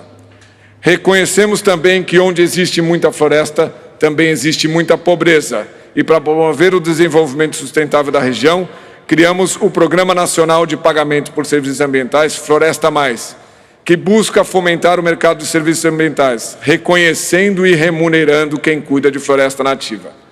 Nessa COP, e mesmo antes de chegarmos aqui, temos trabalhado para alcançarmos resultados positivos na criação de um mercado global de carbono sob o artigo 6. É importante que os países desenvolvidos reconheçam a emergência financeira e mobilizem recursos necessários para atingir os objetivos desejados nessa conferência. A meta dos 100 bilhões de dólares não foi cumprida e esse valor já não é mais suficiente para que o mundo construa uma nova economia verde com uma transição responsável. São necessários volumes mais ambiciosos, de fácil acesso e execução ágil, para que a transformação ocorra de forma inclusiva em cada território ao redor do mundo, prioritariamente em regiões mais vulneráveis em relação a clima e desenvolvimento econômico. Os países que historicamente e atualmente são os responsáveis pelos maiores volumes de poluição da atmosfera devem demonstrar suas efetivas ambições de financiamento nessa conferência, sem postergar ainda mais um compromisso assumido em 2015 e até o momento não realizado em sua plenitude. Todas as partes dessa conferência devem assumir suas responsabilidades comuns, porém diferenciadas na direção de uma economia verde neutra em emissões. O desafio global a ser superado é reverter a lógica negativa da punição, da sanção e da proibição para a lógica positiva do incentivo, da inovação e da priorização. É necessário transformar a agenda ambiental em oportunidade de crescimento econômico e geração de emprego verde. A partir de uma visão construtiva, encontraremos o caminho para criar o futuro sustentável que desejamos a todos. O futuro verde já começou no Brasil. Obrigado.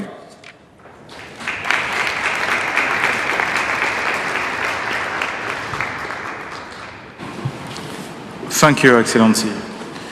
It is my pleasure to welcome His Excellency, Mr. Sultan Ahmed Al Jaber, Minister of Industry and Advanced Technology and Special Envoy for Climate Change of the United Arab Emirates. Your Excellency, you have the floor. أصحاب المعالي والسعادة، السيدات والسادة، السلام عليكم. يشرفني تمثيل بلادي الإمارات العربية المتحدة في الدورة 26 من مؤتمر الأطراف في اتفاقية الأمم المتحدة الإطارية بشأن تغير المناخ. هذا المؤتمر الذي ينعقد في مرحلة حاسمة ومهمة تتطلب تسريع العمل المناخي وبناء مستقبل مستدام. وأنتهز هذه الفرصة لأشكر المملكة المتحدة على استضافة ورئاسة هذا الحدث وعلى جهودها لرفع سقف الطموح في العمل المناخي.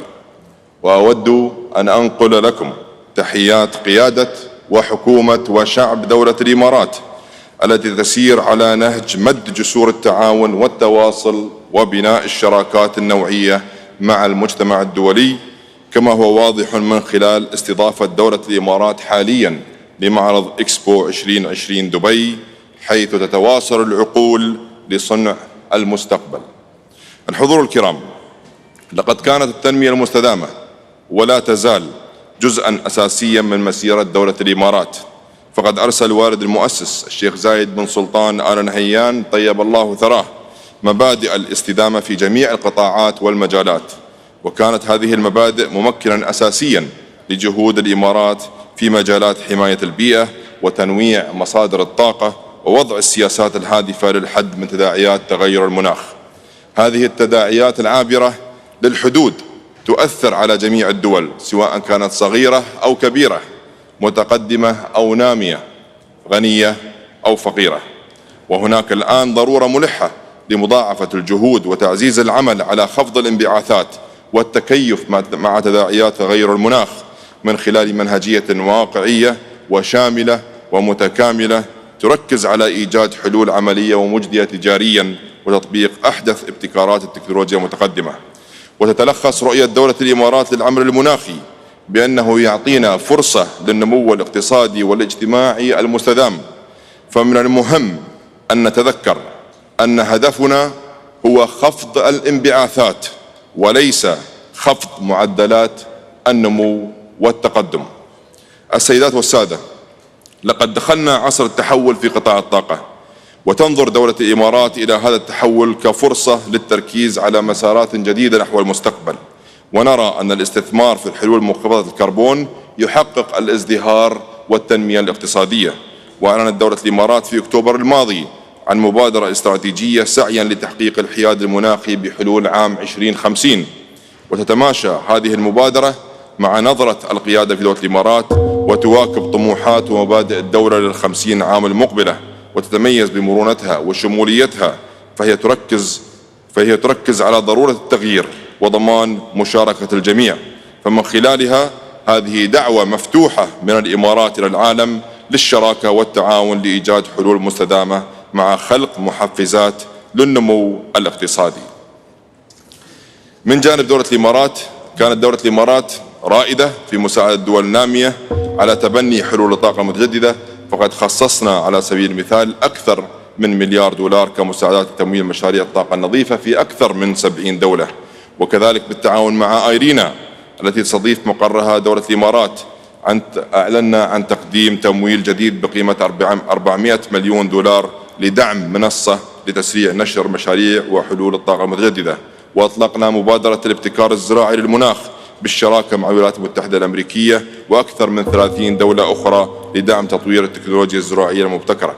كما تعهدت دولة الإمارات عند انتخابها لعضوية مجلس الأمن للفترة من 2022 إلى 23 بأن يكون العمل المناخي أولوية رئيسية لها. الحضور الكرام، فيما تحتفي دولة الإمارات هذا العام بيوبيلها الذهبي وب50 عام من التنمية المستدامة، فإننا فخورون بالحصول على تأييد مجموعة دول آسيا والمحيط الهادي لطلبنا استضافة مؤتمر COP28 في عام 2023. وأود هنا أن أشكر جميع شركائنا وأصدقائنا الذين دعموا طلبنا، ونتطلع خلال اجتماعاتنا ونقاشاتنا في الأيام المقبلة إلى الحصول على دعمكم وتأكيد هذه الاستضافة من قبل الأمانة العامة لاتفاقية الأمم المتحدة الإطارية بشأن تغير المناخ. ونحن جاهزون للترحيب بكم في عام 2023 لنعمل معا على إيجاد حلول عملية وتحقيق تقدم جوهري في العمل المناخي. وشكرا. Thank you, Your Excellency. It is my pleasure to welcome His Excellency Mr. Cozier Frederick, Minister for the Environment, Rural Modernization and Kalinago Upliftment of Dominicana. Your Excellency, you have the floor.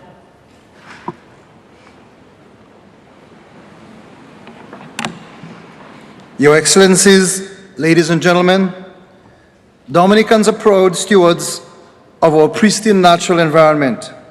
We have protected Mother Earth and believe, as our invincible Kalinago ancestors did, that everything in nature is connected.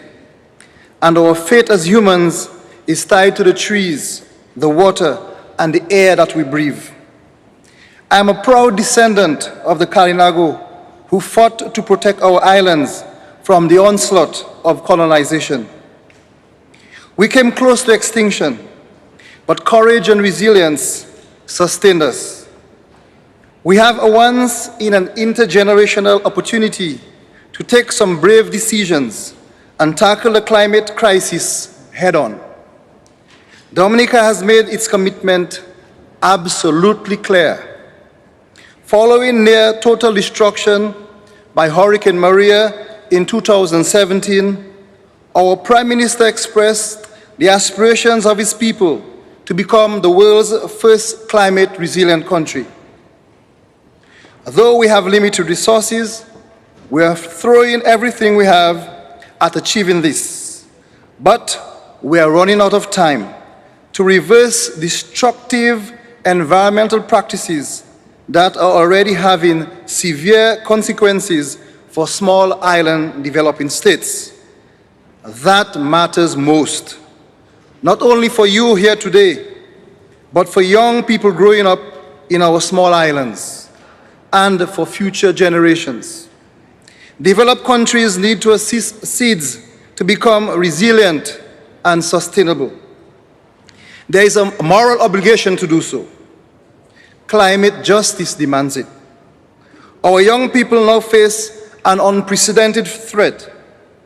They will inherit what has been referred to as a triple jeopardy of crippling debt, a degraded environment, and frequent and destructive disasters.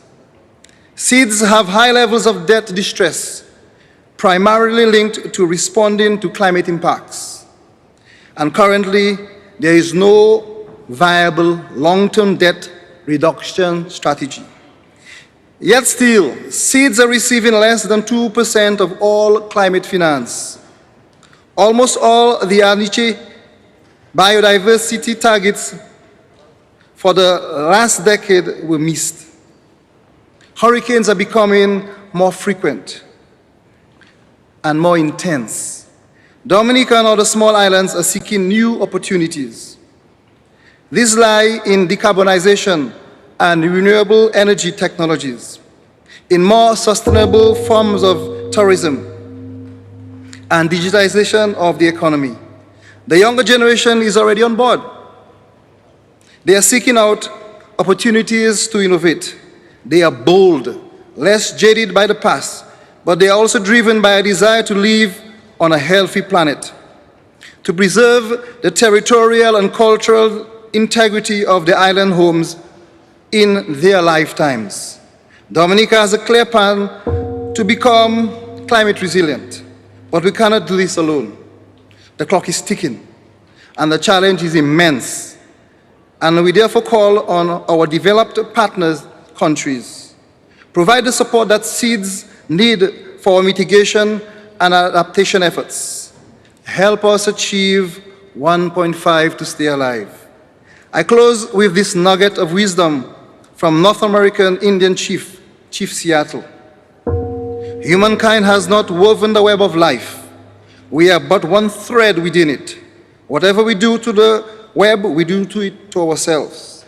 All things are bound together. All things connect. Thank you. Thank you, Your Excellency. It is my pleasure to welcome His Excellency Mr. Mohammad Ahmad Lazina, Minister of the Environment, of Fisheries and Sustainable Development of Chad. Your Excellency, you have the floor. Thank you.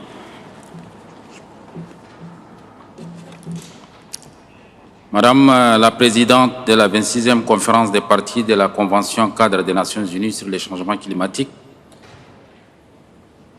distingués délégués, c'est pour moi un grand honneur et un réel plaisir de m'exprimer devant cette auguste assemblée au nom du peuple tchadien, de son gouvernement et au nom du président du Conseil militaire de transition, le général des corps d'armée Mohamed Idriss Déby Itno, président de la République, chef de l'État. À la Convention cadre des Nations Unies sur les changements climatiques, dont les principaux enjeux suffisamment évocateurs portent sur le rehaussement de l'ambition climatique, la finalisation des règles d'application de l'accord de Paris, la mobilisation de la finance climat, le renforcement de l'agenda de l'action.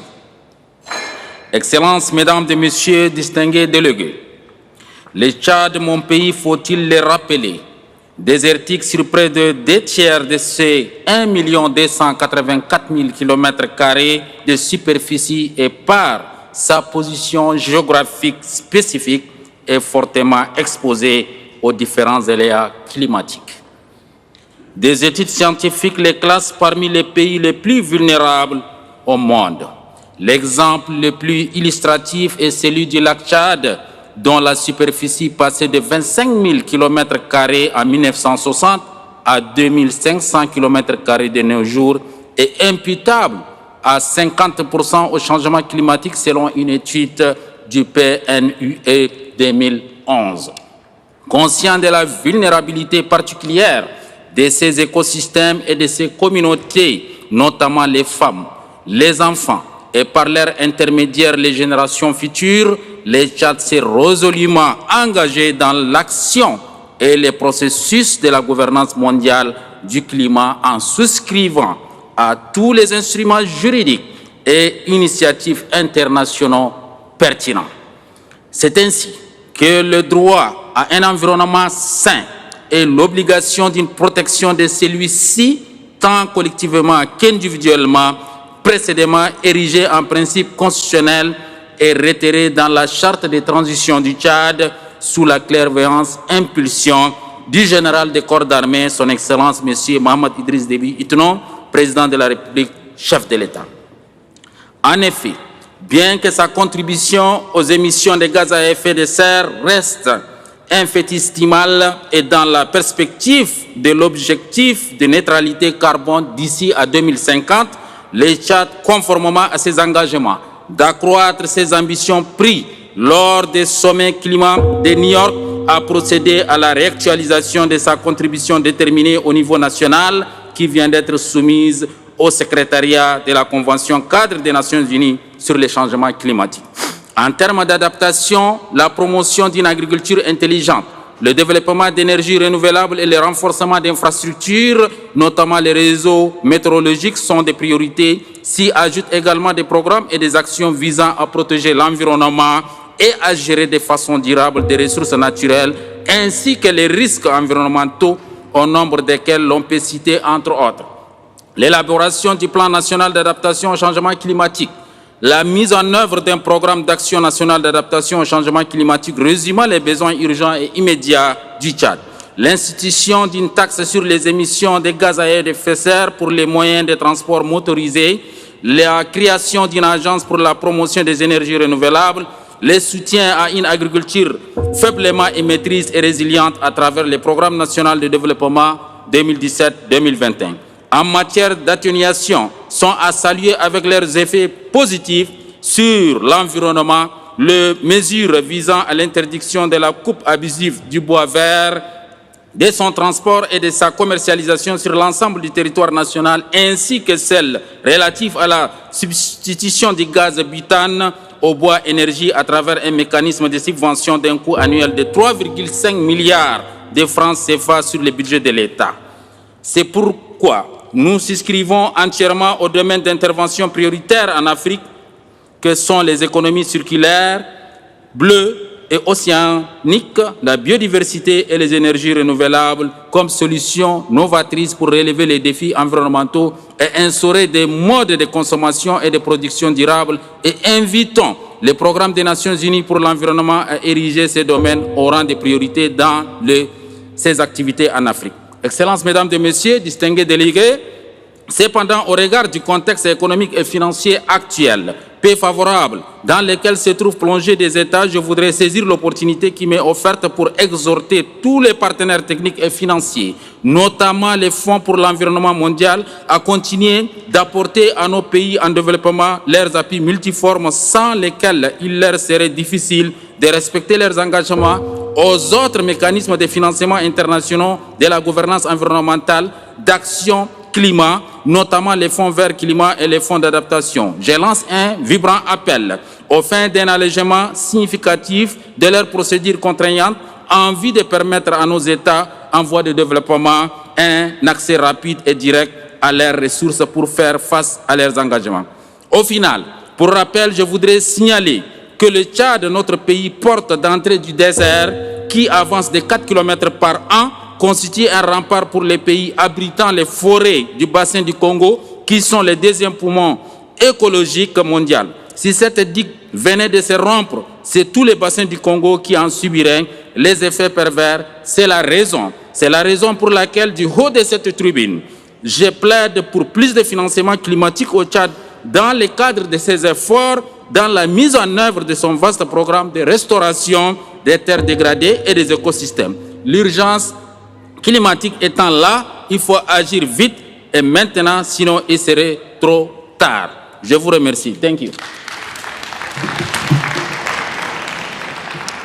Thank you, Your Excellency.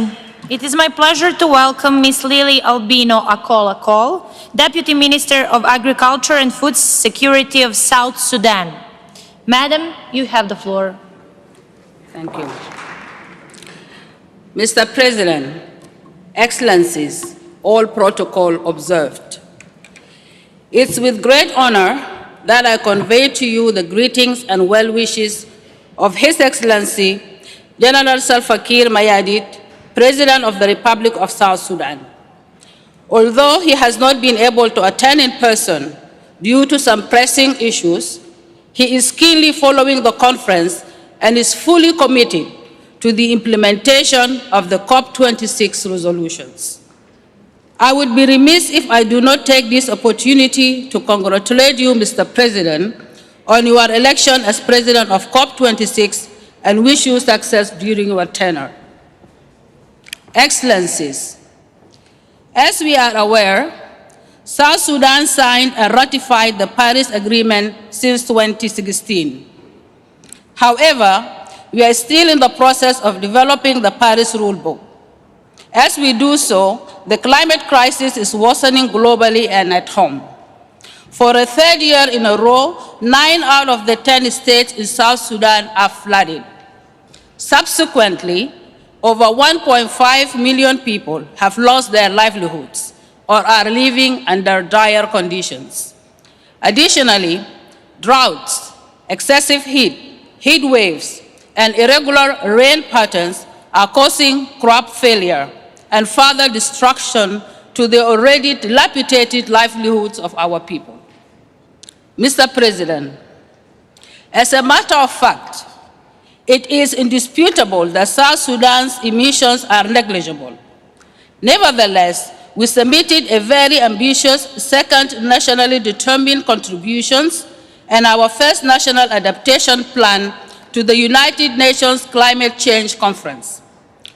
We will all agree that the implementation of these strategies and plans will only be realized with the provision of climate finance, especially by the developed countries. Although the $1 million pledge for 2020 was not met, it is our hope that the targeted funding will be met by 2023. But given the magnitude of the catastrophes brought forth by climate change, we believe that the 100 billion pledge is not sufficient to address these pressing challenges. Therefore, we implore the parties to increase their contributions. South Sudan also recommends that 50% of the funds raised be earmarked for the adaptation projects, and that the funds be provided as grants rather than loans. On the emissions gap, we appeal to all the parties that have not yet submitted their nationally determined contributions to do so immediately, so that all the parties are able to meet the 1.5 goal. Mr. President, South Sudan commends the declaration on deforestation and land use and hopes that it will access funding to complement its national plan for planting 100 million trees in 10 years. In our efforts to curb deforestation, South Sudan intends to generate 3,000 megawatts of power from renewable energy. In the area of agriculture and food production, South Sudan plans to engage the agriculture sector in introducing smart agriculture technology. All these efforts, as you know, Excellencies, require financial support, capacity building, and technology transfer. Mr. President, to succeed in our fight against climate change, it is the responsibility of big emitters to raise their ambitions and drastically cut their emissions. It is only in doing so that the world will reverse the dangerous trend that we are taking. In conclusion, Mr. President, Your Excellencies, we declare to all the parties that South Sudan will play its utmost role in ensuring that we save the planet and preserve it for the future generations. Thank you. Thank you for your statement. It is my pleasure to welcome Mr. Rauf Hajiev, Deputy Minister of Ecology and Natural Resources of Azerbaijan. Sir, you have the floor.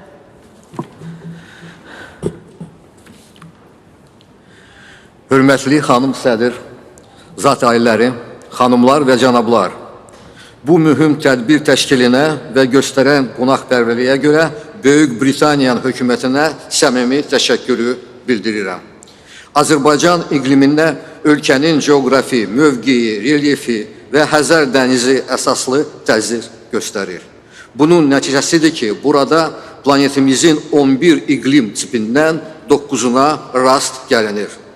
Ölkəmizin ətraf mühiti, təbiəti, iqtisadi sektorları, iqlim dəyişmələri təsirlərinə son dərəcə həssasdır. Məhdud su ixtiyatlarımız son 10 illiklərdə 15%-ədək azalması, quraqlıq, çoxalan və intensiləşən təhlükəli hava iqlim hadisələri ölkəmizin iqlim dəyişimlərinə həssaslığını daha da artırır.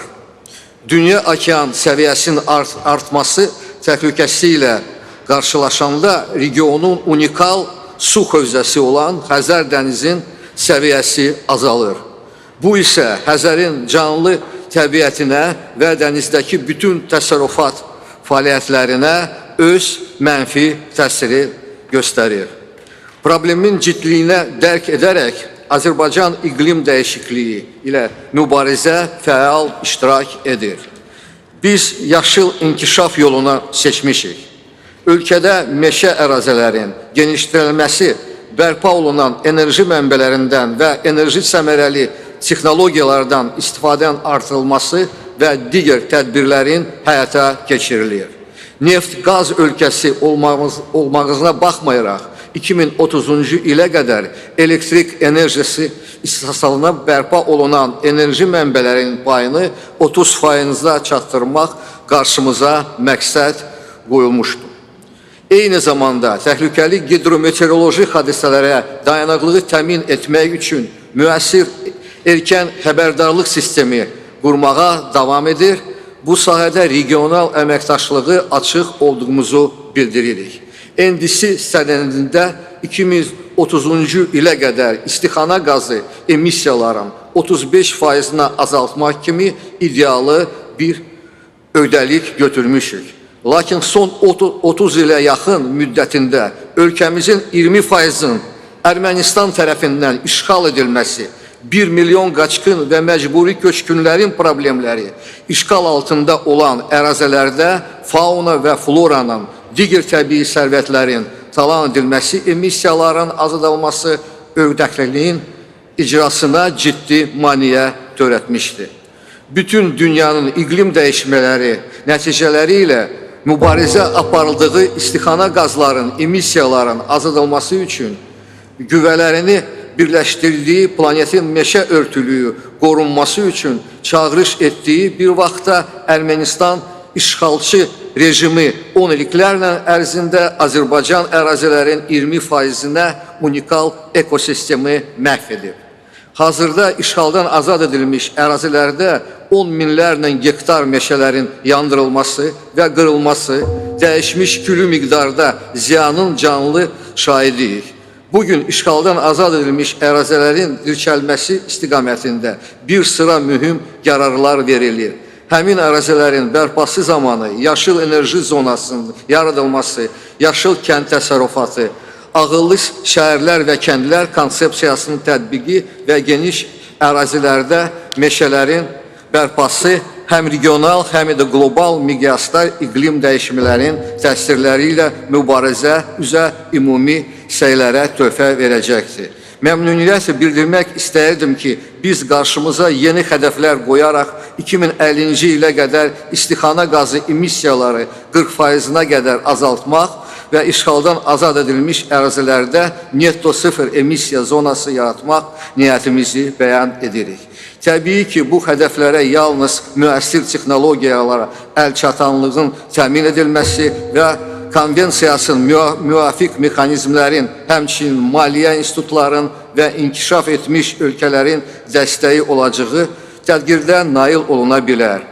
Biz belə vacib məsələlərdə beynəlxalq dəstəyin lazımi səviyyədə olacağını ümid edirik. Hörmətli konferans iştirakçıları, təhlükəsiz və dayanıqlı gələcəyin təmin edilməsi, iqlim dəyişimlərinin, mənfi təsirlərin azaldılması istiqamətində nəticələr əldə etməyi yeganə yolu bütün ölkələrin səylərini birləşdirməkdir.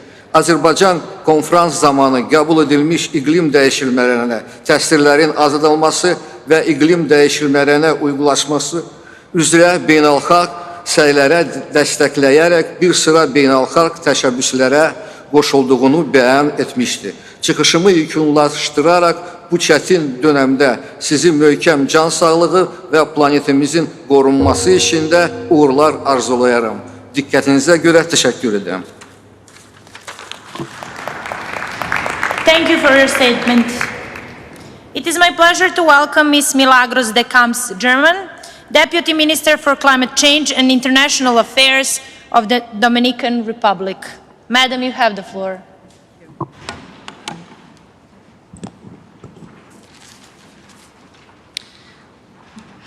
Your Excellencies, colleagues and friends, our optimism on the road to Glasgow now seems short-lived. Global greenhouse gas emissions continue to rise unabated, leading us at best to a scenario of near 2 degrees Celsius, or the catastrophic 2.7 degrees. NDCs, as they stand, are entirely inadequate to safeguard life on our planet as we know it, and key cross-cutting issues are being kicked out of the negotiating room. A tragic scenario for small island states on the front lines of the climate crisis, fighting for our survival in a war that we did not start. Like the Prime Minister of Barbados said, I would like to believe that the major emitters are not capable of what would, in essence, be close to a climate genocide. I would like to believe that we are visible and indispensable for them.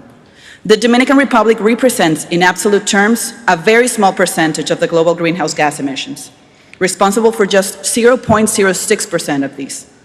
And as an island, shared with the neighboring Republic of Haiti, we are one of the most vulnerable worldwide to extreme weather events associated with climate change that are forecasted mainly in storms, floods, droughts, and rising sea level.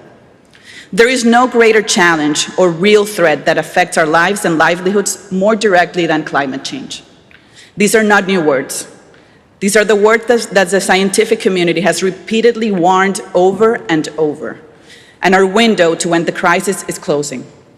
Like those our fellow SIDS, our priorities at COP26 are clear: keeping 1.5 within reach, ending the persistent and inexcusable subsidies to polluting industries, ensuring more and efficient quality financing for climate change, especially for adaptation, which has been entirely inadequate to date, and a strong outcome on loss and damages.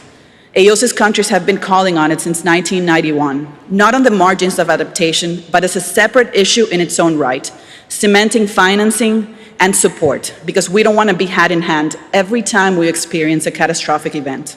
What we need is systematic support. The time has come to act and to do it together. The world cannot wait any longer, and islands like ours cannot wait any longer. In response to this urgency, the Dominican Republic is carrying out incipient but sustained climate mitigation and adaptation actions that also contribute to the global goals. By 2030, our nationally determined contribution states that 7% of our national commitment will no longer be conditional on international cooperation, raising our total reduction commitment to 27%. We know that this is not enough, and we have agreed to push forward and progressively increase our climate ambition, setting the challenging goal of carbon neutrality by 2050. And we're already meeting our goals ahead of time. And we do it in the midst of a complicated environment, with a pandemic and an economic crisis of enormous proportions, aware that this situation cannot be an excuse for not undertaking the necessary and irreversible changes that our debt-driven countries need, and that, on the contrary, should serve as an engine of change for faster and more determined action. Don't let our lives, our lands, our cultures be the cost of inaction. In times of pandemic, and while we design recovery packages from a sustainability, equity, and inclusion perspective, the central role of nature-based solutions is playing in green economy is being debated, and we are betting on them. We are modernizing and adapting our agriculture to greater resilience to drought and replacing obsolete and high-carbon technologies, while studying the opportunities offered by silvopastoral and agroforestry systems. The tourism sector is betting on the reproduction of corals and protection of coral reefs, and as a means to protect coastlines from waves, storms, and floods, increasing protected areas and forest coverage, currently representing 42% of our land, Our reforestation efforts are focused on coastal resilience, planting mangrove trees along the coast of the Dominican Republic and developing a blue economy, and restoring degraded sites, protecting our biodiversity, and last, developing a sustainable financial system that guides investment towards climate action, diversifying the existing framework of financial instruments. We have become the third country in the region and the 13th in the world to sign an emission reduction purchase agreement for the totality of our emissions reduction, at a very unfavorable price, however, which does not reflect the true cost of abatement of polluters.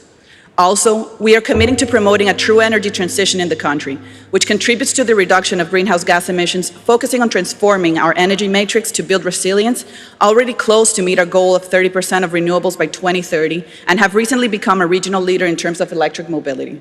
We've also gone a long way in bringing a more diverse and intergenerational delegation, which has undoubtedly enriched our discussion and brought more perspectives to the table. Long-term finance and climate action and its sustainability depends on having everyone contributing in its decision-making and implementation.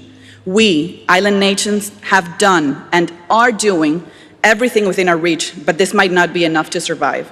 We have arrived at COP convinced that climate change is humanity's most pressing challenge at this time, and that the recovery of our economies must be a green recovery.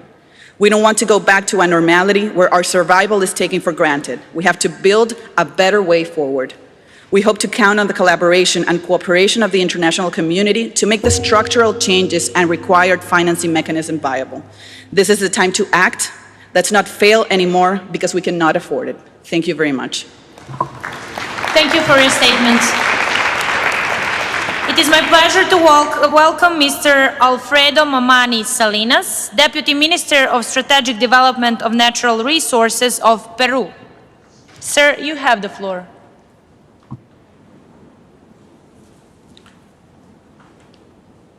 Señor Presidente, distinguidos ministros y ministras, dignas autoridades, señoras y señores, hermanos y hermanas, Huayquecuna, Panaicuna, Gilatanaka, Cuyacanaka.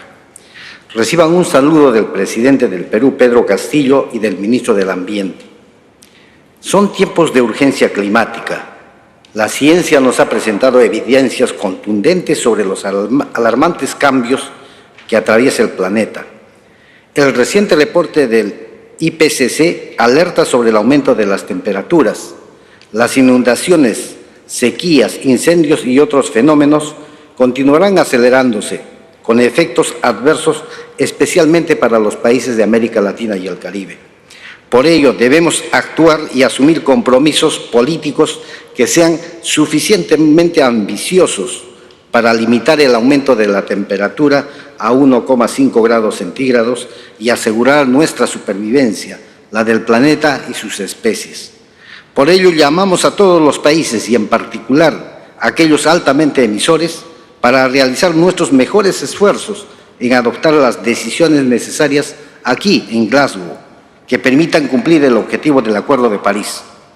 Para mi país, estas decisiones deben reconocer la importancia de la ciencia y que ella debe alimentar los procesos de formulación y comunicación de las contribuciones determinadas a nivel nacional o NDC, que hemos denominado nuestro desafío climático, las cuales deben tener un periodo de implementación de 5 años. Debemos también tener claridad sobre la nueva meta de financiamiento y los alcances de una meta global de adaptación. Contar con formatos tabulares comunes que nos permitan realizar el seguimiento sobre el avance de la implementación de las NDC. Y contar con reglas claras para los enfoques cooperativos de mercado, garantizando la integridad ambiental y evitando la doble contabilidad. El mundo entero nos está observando y demandando actuar con urgencia. Por ello, como líderes debemos promover la lucha contra el cambio climático con un enfoque de derechos humanos, de género, intergeneracional e intercultural, en tránsito hacia el desarrollo sostenible.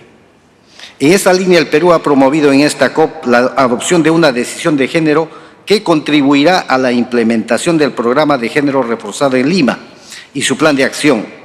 Asimismo, abogamos por la inclusión de los derechos humanos, los derechos de los pueblos indígenas y la participación de la juventud en diversos temas de la agenda de este COP.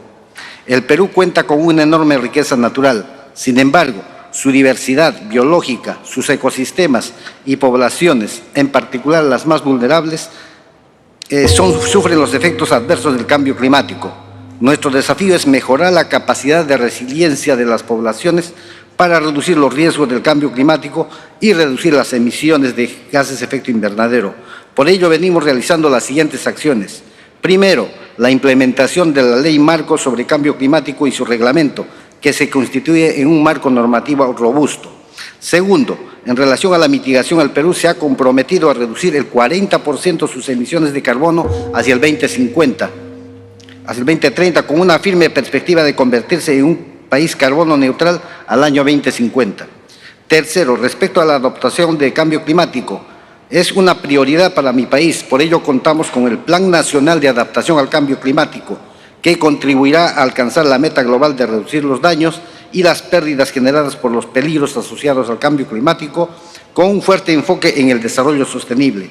Cuarto, estamos actualizando la Estrategia Nacional ante el Cambio Climático con una visión de largo plazo al 2050, que definirá la ruta de Perú hacia el carbono neutralidad y resiliencia, y de esta manera cumplir con los compromisos asumidos ante el Acuerdo de París para contar con una estrategia de largo plazo. Además, el presidente Pedro Castillo anunció en la última Asamblea General de las Naciones Unidas que el Perú aprobará la declaratoria de emergencia climática a fin de adoptar acciones urgentes que contribuyan a revertir la tendencia nacional y global derivada del cambio climático, asegurando el bienestar de las presentes y futuras generaciones. Y por último, y no menos importante, en los últimos años el Perú ha construido una base sólida que sostiene su institucionalidad climática y que garantiza una participación de actores estatales, no estatales, gremios, sociedad civil, pueblos indígenas, a diferentes niveles en los procesos de diseño, implementación y monitoreo de las medidas de adaptación y mitigación. Cabe destacar entre ellas la Plataforma de Pueblos Indígenas para enfrentar el cambio climático, espacio para articular las propuestas de medición de adaptación y mitigación de los pueblos indígenas u originarios y sistematizar sus conocimientos tradicionales y prácticas ancestrales en cambio climático. Para el Perú, reducir los riesgos frente al cambio climático sí es posible. Se necesita reconocer que todos debemos actuar y realizar nuestros mayores esfuerzos para garantizar el buen vivir de las futuras generaciones. Muchas gracias. Thank you for your statement. It is my pleasure to welcome Ms. Roida Nahar, General Director of the Ministry of Local Administration and Environment of the Syrian Arab Republic. Madam, you have the floor. السادة رؤساء الوفود، السيد رئيس المؤتمر، السيدات والسادة الحضور، أسعد الله أوقاتكم. يطيب لي في البداية أن أعرب باسمي وباسم الجمهورية العربية السورية عن خالص الشكر والتقدير لرئاسة المؤتمر والمملكة المتحدة حكومة وشعبا على استضافة هذا المؤتمر الهام في مدينة غلاسكو، وعلى حسن الاستقبال وكرم الضيافة. والشكر موصول إلى أمانة الاتفاقية، هذه الاتفاقية على كل ما بذلته من جهد للوصول إلى عقد هذا الاجتماع، وخاصة خلال جائحة كوفيد. أيها السيدات والسادة، عانت سوريا من الظروف القاسية نتيجة الحرب التي فرضت عليها في السنوات العشر الماضية وآثارها السلبية على البيئة والمجتمع بجميع مكوناتها، مما أدى إلى إعاقة العملية التنموية وتراجع القدرة على معالجة المشاكل البيئية والحد منها، ولا سيما في ظل الإجراءات أحادية الجانب من قبل بعض الدول وتوقف العديد من تنفيذ المشاريع الدولية الهادفة إلى حماية البيئة وتحقيق التنمية المستدامة، وخاصة المشاريع الخاصة بمكافحة تغير المناخ، بما فيها نقل التكنولوجيا النظيفة والصديقة للبيئة. تعاني سوريا من آثار تغير المناخ، حيث تتعرض حالياً لأسوأ موجة جفاف منذ 70 عاماً نتيجة انحباس الأمطار في معظم المناطق، وفي مناطق أخرى كالمناطق الساحلية تتعرض للعواصف المطرية، مما أدى إلى ضرر المحاصيل والمزارعين، بالإضافة إلى موجات الحر العالية في معظم المناطق. وعلى الرغم من ذلك فإن سوريا كانت ولا زالت ملتزمة بالمعاهدات البيئية العالمية التي صادقت عليها، ومنها اتفاقية الأمم المتحدة الإطارية بشأن تغير المناخ منذ عام 1997. كما أننا مستعدون لتقديم كل ما يترتب علينا لتنفيذ التزاماتنا تجاه اتفاق باريس. أيها السيدات والسادة، على الرغم من أن انبعاثات سوريا قليلة جدا مقارنة بانبعاثات دول العالم، وإضافة إلى الظروف الصعبة التي تمر بها سوريا، فقد وضعت العديد من المشاريع والاستراتيجيات التي تصب في مجال التخفيف والتكيف مع آثار التغير المناخي، حيث وضعت الحكومة ضمن أولوياتها التحول نحو الطاقات البديلة والمتجددة، وتم اعتماد استراتيجية الطاقات المتجددة حتى عام 2030. كما صدر مؤخراً قانون هو صندوق الطاقات المتجددة دعم استخدام الطاقات المتجددة وتحسين كفاءة الطاقة رقم 23 لعام 2021. طبعاً هذا الهدف منه تقديم القروض الميسرة لدعم مشاريع استخدام الطاقات المتجددة. توجهت الحكومة نحو زيادة المناطق الحراجية، وخاصة أن الغابات تعرضت لتدهور كبير نتيجة الحرائق وهي مستمرة حتى تاريخه، نظراً لضعف الإمكانيات الحالية للاستعداد والاستجابة نتيجة الحصار. كما تبذل الحكومة جهوداً أيضاً كبيرة في مجال وضع آليات لإعادة تأهيل المناطق السكنية المتضررة في مرحلة إعادة الإعمار تراعي فيها العوامل البيئية وظروف المناخ. السادة الحضور، قدمت سوريا بلاغها الوطني حول تغيرات المناخ في عام 2010، ولم نتمكن من إعداد البلاغ الوطني الثاني بسبب توقف الدعم والتمويل اللازم حتى الآن لهذه البلاغات من قبل الجهات المانحة والمنظمات الدولية ذات العلاقة بسبب الإجراءات الاقتصادية أحادية الجانب المفروضة علينا. ولاحقاً لانضمام سوريا لاتفاق باريس، قامت وزارة الإدارة المحلية في سوريا بجهود وطنية بمشاركة جميع القطاعات في سوريا بإعداد وثيقة المساهمات المحددة وطنياً، والتي تم من خلالها تأكيد الأنشطة والخطط الوطنية للتكيف مع آثار تغير المناخ وتقليل انبعاثات الكربون. أيضاً تم إنجاز مشروع الاستعداد والجاهزية للوصول لموارد الصندوق الأخضر، نقوم الآن بإعداد حزمة من المشاريع ليتم تقديمها للصندوق. بخصوص التكيف، قمنا بالعمل مع صندوق التكيف على مشروع التكيف في الغوطة الشرقية وبمساعدة المجتمع المحلي على التكيف مع التغير المناخي، وتمت المباشرة به. إن على الدول المتقدمة بوصفها المسؤول الأول عن ظاهرة تغير المناخ أن تفي بالتزاماتها القانونية والإنسانية تجاه الدول النامية من خلال تقديم الدعم الفني والمالي لتطبيق سياسات التكيف وبناء القدرات وتطوير ونقل التكنولوجيا الصديقة للبيئة، فضلاً عن توفير المشورة الفنية والدعم المالي المطلوب. وبالتالي فإن سوريا تحتاج في المرحلة القادمة إلى حشد ودعم المجتمع المحلي لتجاوز الآثار المدمرة للبيئة والمناخ التي خلفتها الحرب وآثار المناخ، ولنستطيع أن تواكب سوريا مع البلدان الأخرى مسيرتها نحو مواجهة تداعيات تغير المناخ الذي أصبح واقعاً ملموساً. وهذا الأمر يضعنا أمام مسؤولية تاريخية تجاه الأجيال القادمة، ويحتم علينا أيضاً اتخاذ القرارات اللازمة بشكل لا يحتمل التأخير. نتمنى على هذا المؤتمر أن يساهم في تعزيز التقاء شعوبنا وبلداننا لكي نصنع مستقبل آمناً وبيئة نظيفة لأجيالنا القادمة. والسلام عليكم ورحمة الله وبركاته. Thank you for your statement. It is my pleasure to welcome Dr. Dean Rex, Special Envoy of NIUE to COP26. Sir, you have the floor.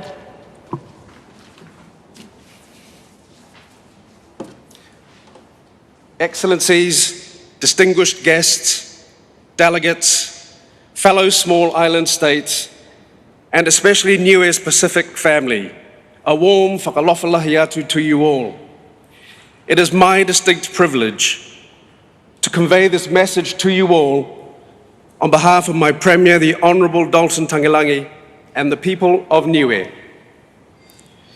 NIUE extends its gratitude to the United Kingdom, to the city of Glasgow and its welcoming people, to the Right Honourable Alok Sharma, COP26 President. We commend you and your team on the enormous effort in hosting this conference, and we commit our full support for a successful outcome. Mr. President, 19 years ago, Niue's Premier addressed the World Summit on Sustainable Development. He said, "History and our children would judge us."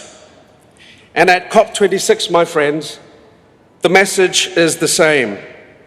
History and our children will judge us that we are failing. As a global family, we should have made much more progress by now, so that no country should have to come to another COP and say that line again. For decades, we have heard promises of ambition, and yet time after time there is no action, only targets and failed promises. We must achieve success here, not just for us, but for our children and their children. Mr. President, this COVID-19 pandemic and the subsequent economic crisis has seen the world take bold and decisive action. Central banks mobilized trillions to combat the crisis. COVID-19 vaccines were produced in record time. Let us now apply that bold, decisive action to fighting climate change. In Paris in 2015, we all agreed to pursue efforts to limit global warming to less than 1.5 degrees Celsius. Unfortunately, the recent Ipcc report shows that we are failing. We are heading for 2.7 degrees. The UN Secretary General said the report was a code red for humanity. Code red. Mr. President, COP26 must finalize the Paris Agreement. In recent years, Niue has experienced an increase in both frequency and severity of tropical cyclones. We have suffered huge economic and non-economic loss. To mitigate for these threats, vulnerable infrastructure has had to be moved and relocated at great cost. Loss and damage must be addressed using not just insurance facilities with exorbitant premiums that we cannot afford, but other creative financial instruments. Mr. President, Niue's carbon emissions are almost zero, and yet we have made bold commitments in our national determined contributions. Currently, solar energy provides 38% of our national power grid, and our target is 80% by 2025. What we do is tiny in the global scheme. What we need is a bolder commitment to reducing emissions by the world's largest polluters. Fossil fuel subsidies must be phased out and redirected to adaptation and mitigation efforts. Niue calls upon the G20 nations and big business for greater commitments in their NDCs to meet the necessary ambition and to keep 1.5 alive. Mr. President, many of us have faced significant challenges in accessing climate finance for our national adaptation plans. The process needs to be simpler and quicker to ensure climate programs are not scuttled before they get off the ground. We need a clear path. We call on you to support the pathways that work for developing countries and invest in sustainable finance mechanisms that take into consideration our absorptive capacity and will build our capability incrementally. We need a clear path forward to operationalize the global goal on adaptation, a path that is sufficiently flexible to reflect the unique context of individual LDCs and SIDS, a path that supports locally appropriate implementation and does not increase the reporting burden. This clear roadmap for the GGA needs to be set as an outcome for COP26. Mr. President, Niue shares the blue ocean continent. Our ocean is a vital heirloom that connects us to our ancestors and a precious legacy we wish to hand to our future generations. To this end, Niue has made a very large contribution to the Ocean Climate Nexus that we are very proud of. We have designated 40% of our sovereign waters as a marine protected area. The global ask was 30%. This has mitigation, adaptation, and resilience benefits for Niue, and we will reflect this in our updated NDCs. Mr. President, COP26 cannot be remembered as just another COP. It must be remembered as the COP that put humanity back on track towards keeping the 1.5-degree target alive. In the end, you are free to choose, but we all are not free from the consequences of your choices. Thank you for listening. Thank you for your statement. It is my pleasure to welcome Mr. Ndorimana Emmanuel, Permanent Secretary of Ministry of Environment, Agriculture and Livestock of Burundi. Sir, you have the floor. Excellences, Madame la Présidente de la COP26, Excellences, Mesdames et Messieurs les ministres et chefs de délégation, Mesdames et Messieurs, tout protocole observé.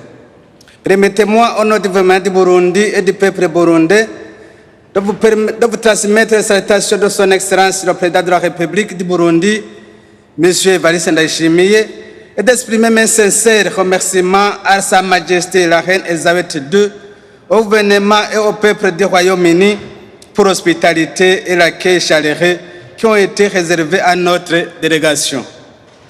Nous nous réjouissons de la tenue de la COP26, du fait qu'elle vient au moment où le gouvernement du Burundi s'est engagé dans l'amélioration de la résilience climatique des communautés et la participation à l'atténuation des émissions anthropiques de gaz à effet de serre en mettant en œuvre des engagements pris dans la première CDN en conformité de l'accord de Paris. Cette volonté manifeste se traduit par des actions diversifiées exécutées sur les bases des documents élaborés en tenant compte du plan national de développement qui sont le document d'orientation de la politique environnementale, agricole et d'élevage et le plan national d'investissement agricole. Pour mieux opérationnaliser et rendre durable ces programmes dans le cadre du changement climatique, les outils de planification et de suivi initiés sont les suivants.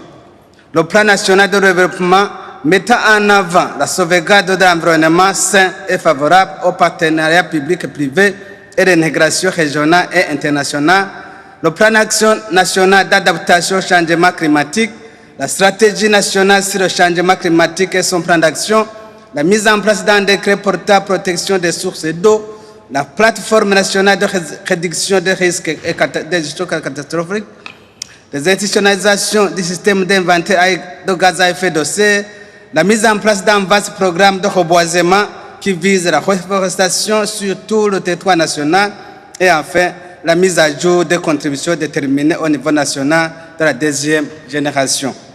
Malgré tous ces efforts déployés pour augmenter la résilience face aux risques climatiques, le Burundi reste toujours soumis aux effets du changement climatique qui affectent non seulement la production agro-pastorale, mais aussi sont à l'origine des dégâts matériels et pertes en vies humaines. C'est pourquoi le Burundi, comme d'autres pays ici présents, voudrait saisir de cette occasion pour solliciter auprès des partenaires bilatéraux et multilatéraux un soutien financier pour la mise en œuvre des outils existants qui prônent pour la résilience des communautés face au changement climatique et un appui technique et financier pour consolider le développement des énergies renouvelables suffisantes afin de protéger les ressources ligneuses très consommées, ralentir la dégradation des terres et celle des écosystèmes ainsi que la disparition de leur diversité. Mon pays profite aussi de cette occasion pour se joindre aux autres pays très vulnérables aux effets du changement climatique, pour demander aux pays émetteurs de gaz à effet de serre de tenir les promesses faites lors de la COP21 à Paris afin de financer les activités d'atténuation et d'adaptation climatique et aux partenaires financiers de mettre en place des processus simplifiés et permettant l'accès facile aux fonds vers le climat et aux fonds d'adaptation afin d'augmenter la résilience aux impacts du changement climatique. Du reste, notre pays s'engage de continuer à faire respecter les accords internationaux pour atteindre des solutions concrètes et enfin construire ensemble un monde libéré des effets du changement climatique. Vive la coopération internationale sans menace de l'environnement. Je vous remercie.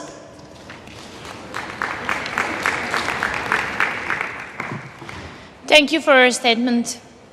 It is my pleasure to welcome Mr. Bahadur Sheralizoda Ahmad John, Chairman of the Committee for Environmental Protection of Tajikistan. Sir, you have the floor. Mr. President, Excellencies, ladies and gentlemen, on behalf of the government of the Republic of Tajikistan, it's a great honor for me to address this gathering. Tajikistan, as a mountainous, landlocked country, forms about 60% of the water resources of Central Asia and is the main location of region's glaciers, where the bulk of the region's water resources are formed, thus playing an important role in ensuring sustainable development in the entire Central Asian region. We, over the recent decades, observe rapid melting of glaciers, dramatic reduction of water resources, increase of mudflows and floods, drought and natural disasters induced by climate change.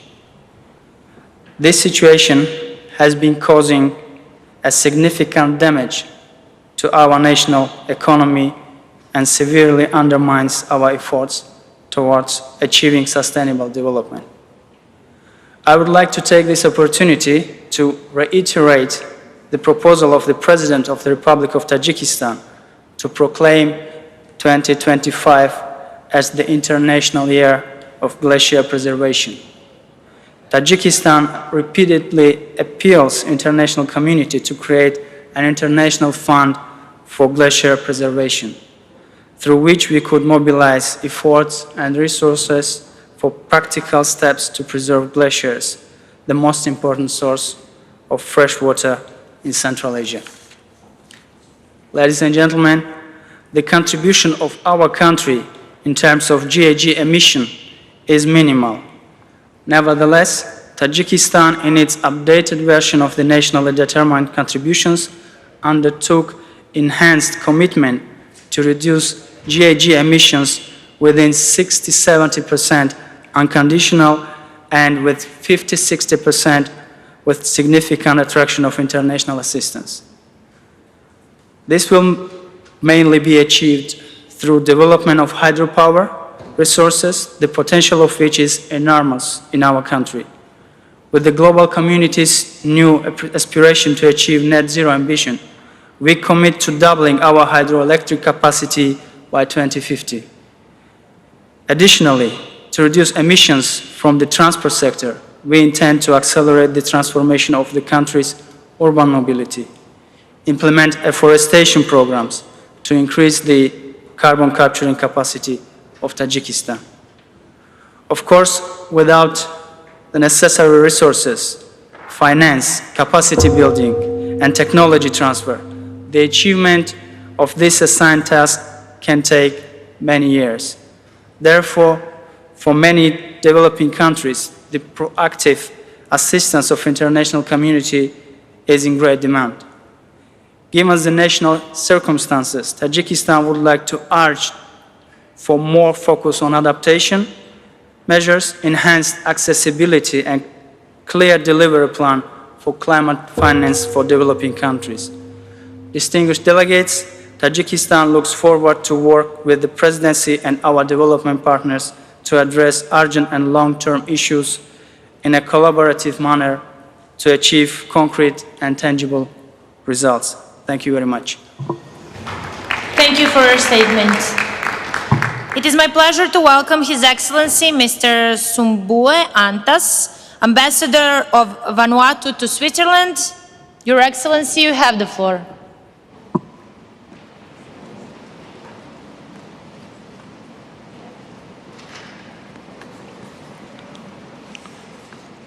Thank you, Madam President, distinguished excellencies, ladies and gentlemen. It gives me great pleasure to join this high-level segment of the 26th meeting of the Conference of the Parties to the United Nations Framework on Climate Change. And on behalf of the people of the Republic of Vanuatu, I have the distinct privilege of representing them here. I express our government appreciation to the government of the United Kingdom through the leadership of the COP presidency for hosting COP26 meeting here in Glasgow this year, despite the prevailing COVID situation. Mr. President, Madam President, I stand before you today concerned at my core about the onslaught of this climate emergency, a crisis that is devastating the nation of Vanuatu, taking with it our livelihoods, our natural resources, our territorial integrity, our cultural identities, our human rights, and even our lives.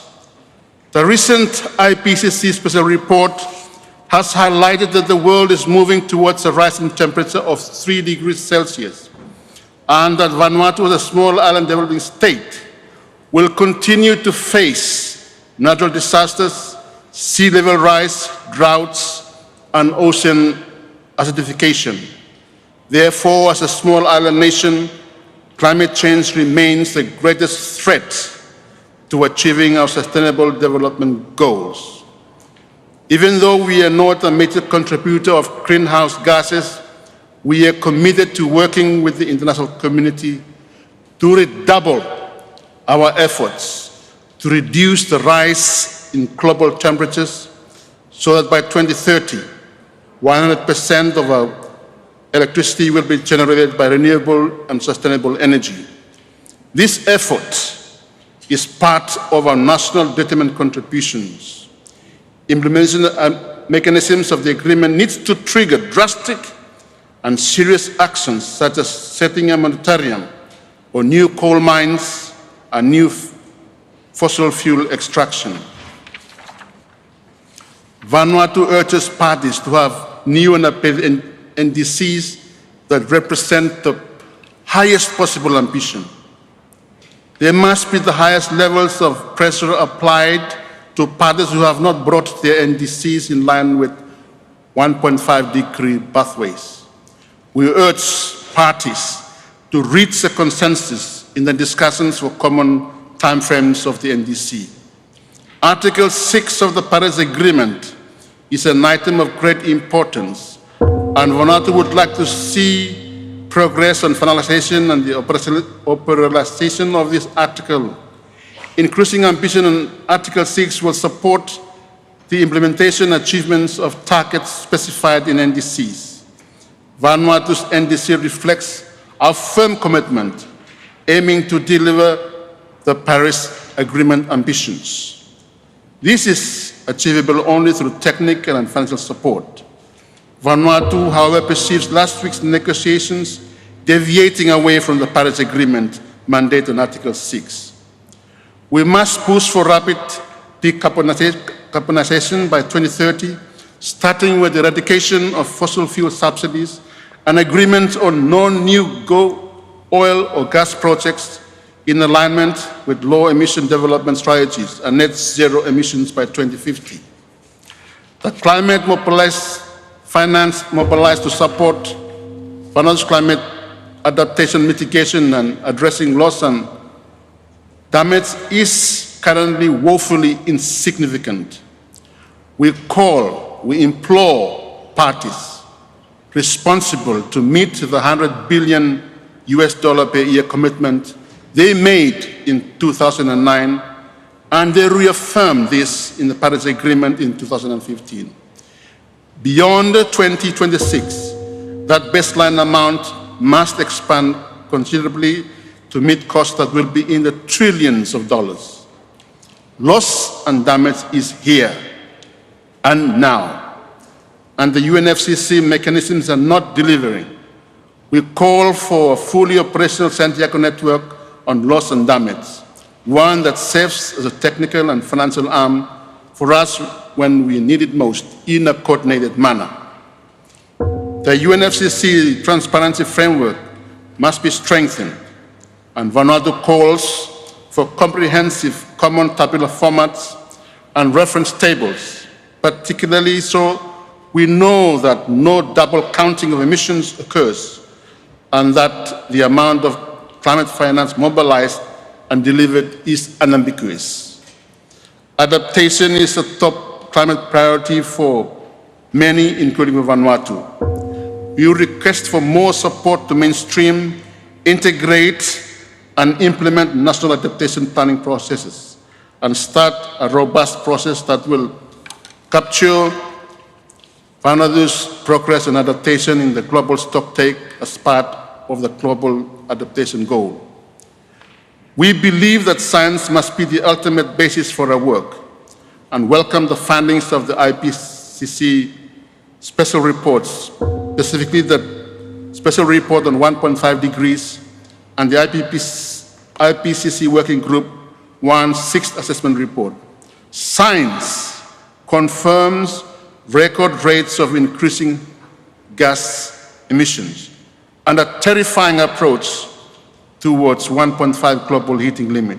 Every year and every degree brings the Pacific Islands new level of climate extremes and climate suffering. We must heed the science.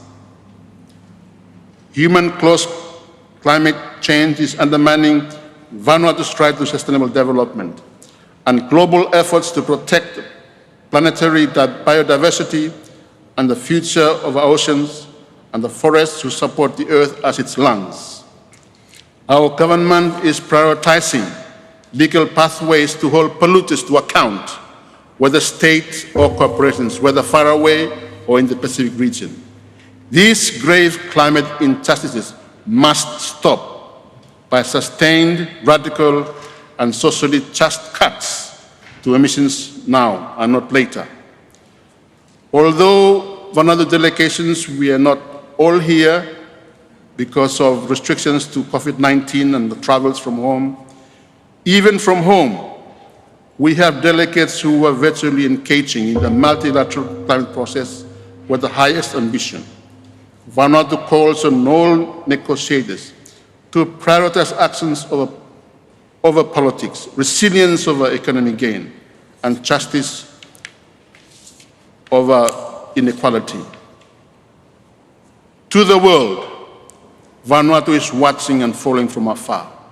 We stand in solidarity with those who have suffered, like us, the pain of this climate crisis. Vanuatu will be your advocate and friend in humanity.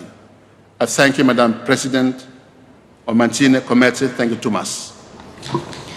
Thank you, Your Excellency.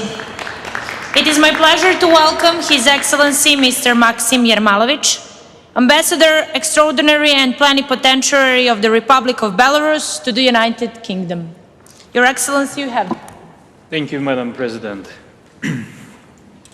Your Excellencies, ladies and gentlemen, the Republic of Belarus, along with other countries, is implementing international initiatives to combat climate change. Recently, Belarus committed itself to make a new, nationally determined contribution to reducing greenhouse gas emissions. By 2030, the country will reduce emissions by 35%, procuring domestic financial resources for this purpose. Attracting additional external funding will increase the ambition of our contribution and lay the foundation for the country's further achievements of carbon neutrality in a time frame comparable to goals declared by the world's leading industrial countries. Despite the fact that Belarus' share in global greenhouse gas emissions is less than 0.2%, we're responsible for the commitments we made. No coal is extracted or used in the country. The main share of the energy sources in Belarus is natural gas. Next year, with the commissioning of the Belarusian nuclear power plant, with the state investments worth more than $10 billion, greenhouse gas emissions will be reduced by 8%, and gas consumption will decline. The share of renewable energy in the total energy balance is already more than 9%. Belarus has practical experience in implementing de-risking projects in green energy area, attracting private investors. Along with the development of low-carbon energy, the country has rehabilitating drained peatlands. One rehabilitated hectare prevents emission of 11 tons of CO2. Currently, there are 1.5 million hectares of drained peatlands in Belarus. Therefore, to accelerate the process of their swamping, it is necessary to join efforts and raise financing of these projects in the framework of all European environmental programs. Belarus has enormous regional carbon absorption potential, thanks to our forests, which cover 40% of the country's territory and absorb a third of all CO2 emissions. Taking care of forests is not only a state policy, but also a long-established tradition of the Belarusians. Every year, our residents plant 1 million trees with their own hands.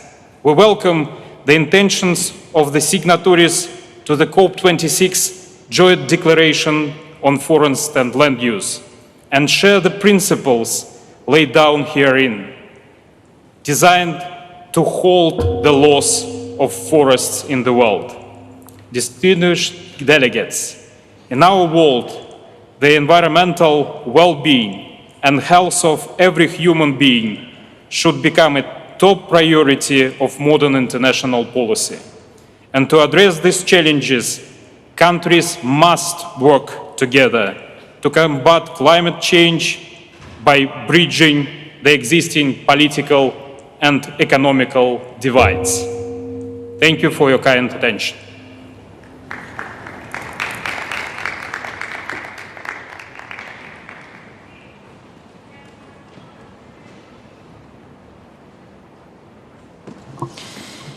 Thank you, Your Excellency. It is my pleasure to welcome Her Excellency Ms. Fenetupolvava Tuivakano, High Commissioner of Tonga to the United Kingdom. Your Excellency, you have the floor. Mr. President, Excellencies, distinguished delegates, ladies and gentlemen, on behalf of His Majesty, the King, the government, and the people of the Kingdom of Tonga, may I congratulate you, Mr. President, on your assumption of the presidency for the 26th session of the Conference of the Parties, the United Nations Framework Convention on Climate Change.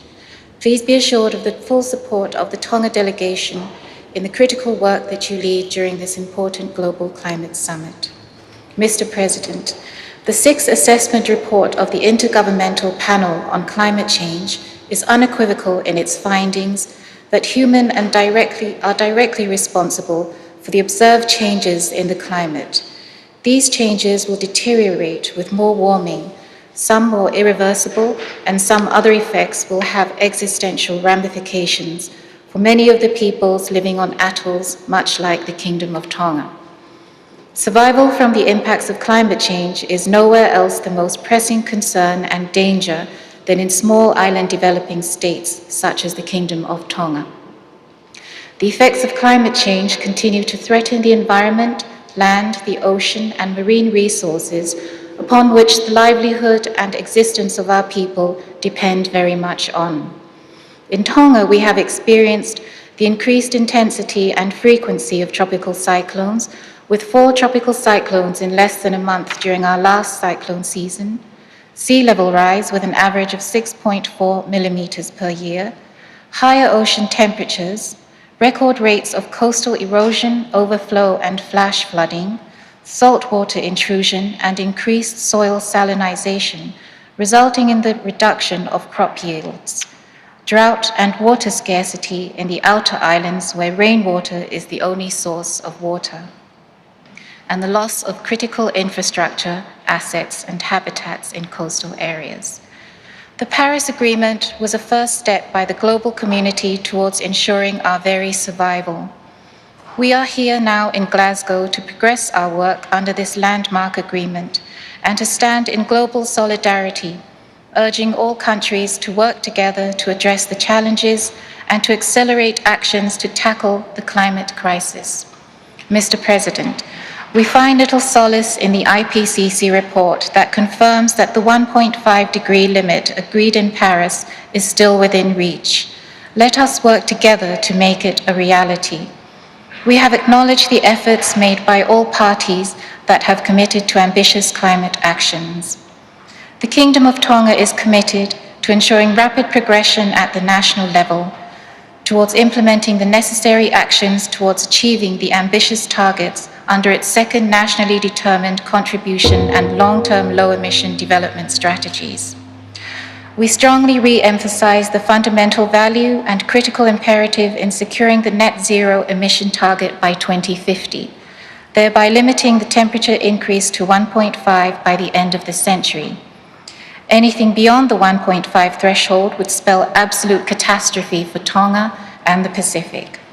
To meet these targets, immediate and enhanced actions must now be taken, for time waits for no woman or man.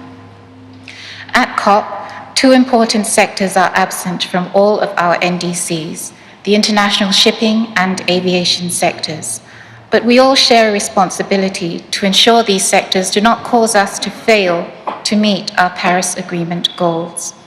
With their GHG emissions overseen by sister UN agencies, we must work to ensure the positions that we all take here at UNFCCC are consistent with our work at the IMO and ICAO.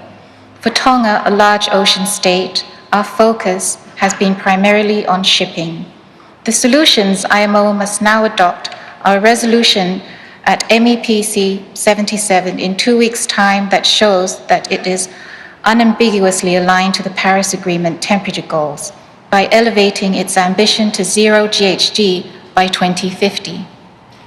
And we must work at MEPC to secure the policy solutions that can achieve that decarbonization. And for this purpose, we strongly support the proposal of the Republic of the Marshall Islands and Solomon Islands for a levy imposed on shipping's GHG emissions from 2025 at the latest. Mr. President, the need to support climate adaptation measures to protect our communities and natural ecosystems is of great urgency. We continue to stress and call on developed countries to keep their promise to mobilize at least $100 billion per annum in climate finance by 2020. We also call on the international financial institutions to play their part in facilitating greater access to the private and public sector finance required to secure global net zero emissions by 2050. Loss and damage also need dedicated funding. Therefore, COP26 must address the long-term consequences of insufficient climate action in this area. We urge parties to complete the Paris rulebook so that the Paris Agreement can be operationalized. As one of many large ocean states present here in Glasgow, the notion of the climate change ocean nexus is of critical importance to us from the Pacific Island countries. We are deeply concerned about the increased acidification of our ocean due to increased concentration of carbon dioxide and its devastating effects on our reef ecosystems. The leaders of the Pacific Islands Forum at their 51st meeting endorsed the Declaration on Preserving Maritime Zones in the face of climate change-related sea level rise. This is an important document, for it reflects our region's collective position on how UNCLOS's rules on maritime zones should apply in relation to climate change impacts such as sea level rise. It clearly states our commitment to maintaining our maritime zones without reduction from sea level rise impacts. Mr. President, we continue to emphasize the importance of aligning the actions under the Paris Agreement with the Sendai Framework on Disaster Risk Reduction, Sustainable Development Goals, the Samoa Pathway, and the Kigali Amendment to the Montreal Protocol on substances that deplete the ozone layer for their effective implementation. Survival of our children and future generation of our small and most vulnerable countries depend on decisions made here at Glasgow in COP26. Thank you. Thank you, Your Excellency. It is my pleasure to welcome Mr. Dini Abdullah Omar, Secretary General of the Ministry of Environment and Sustainable Development of Djibouti. Sir, you have the floor.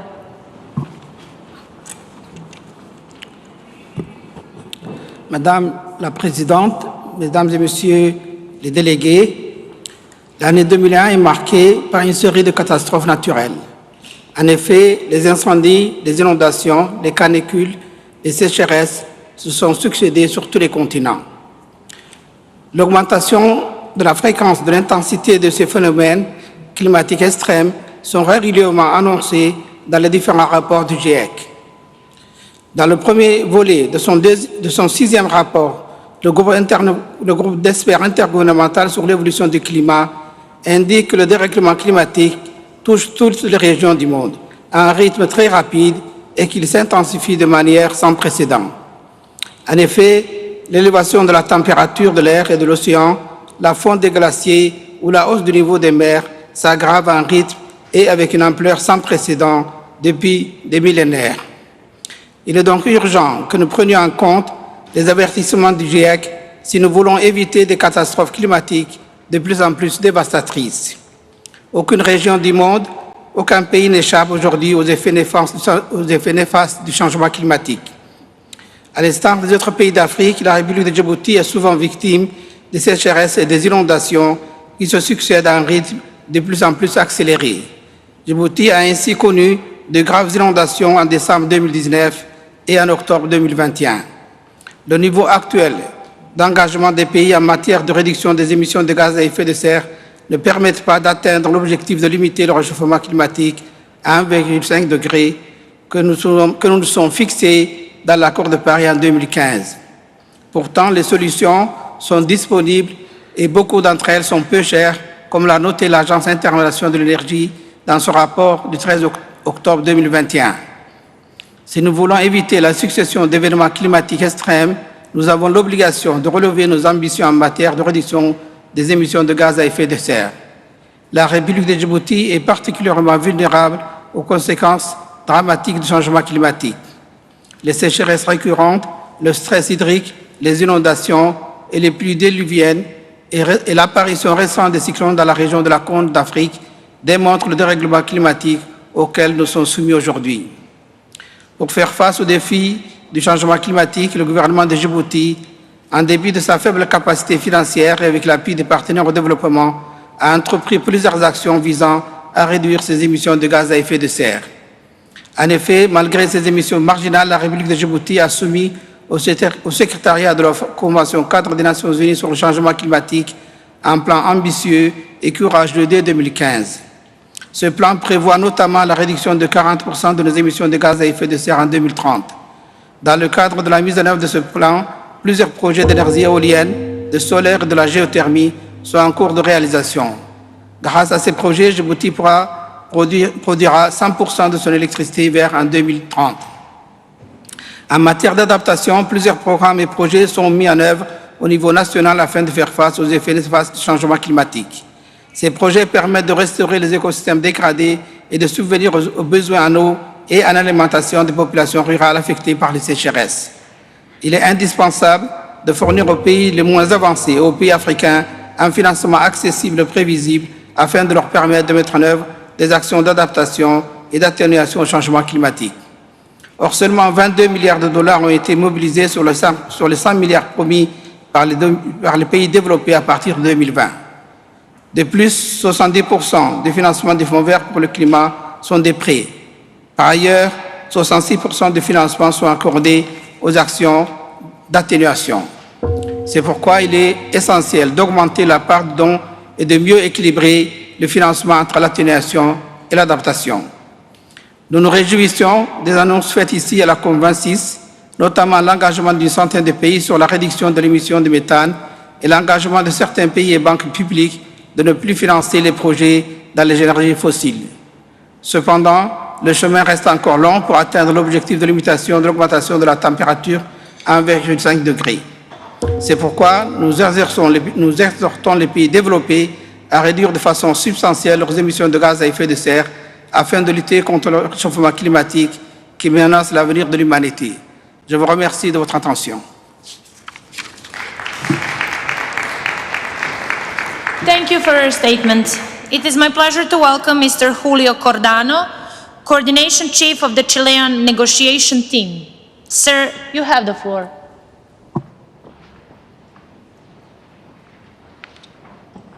Muchas gracias, señora presidenta. Mari Compuche. Chile ha cumplido con un largo periodo de presidencia de la COP25, enfrentando importantes desafíos asociados a la crisis del COVID.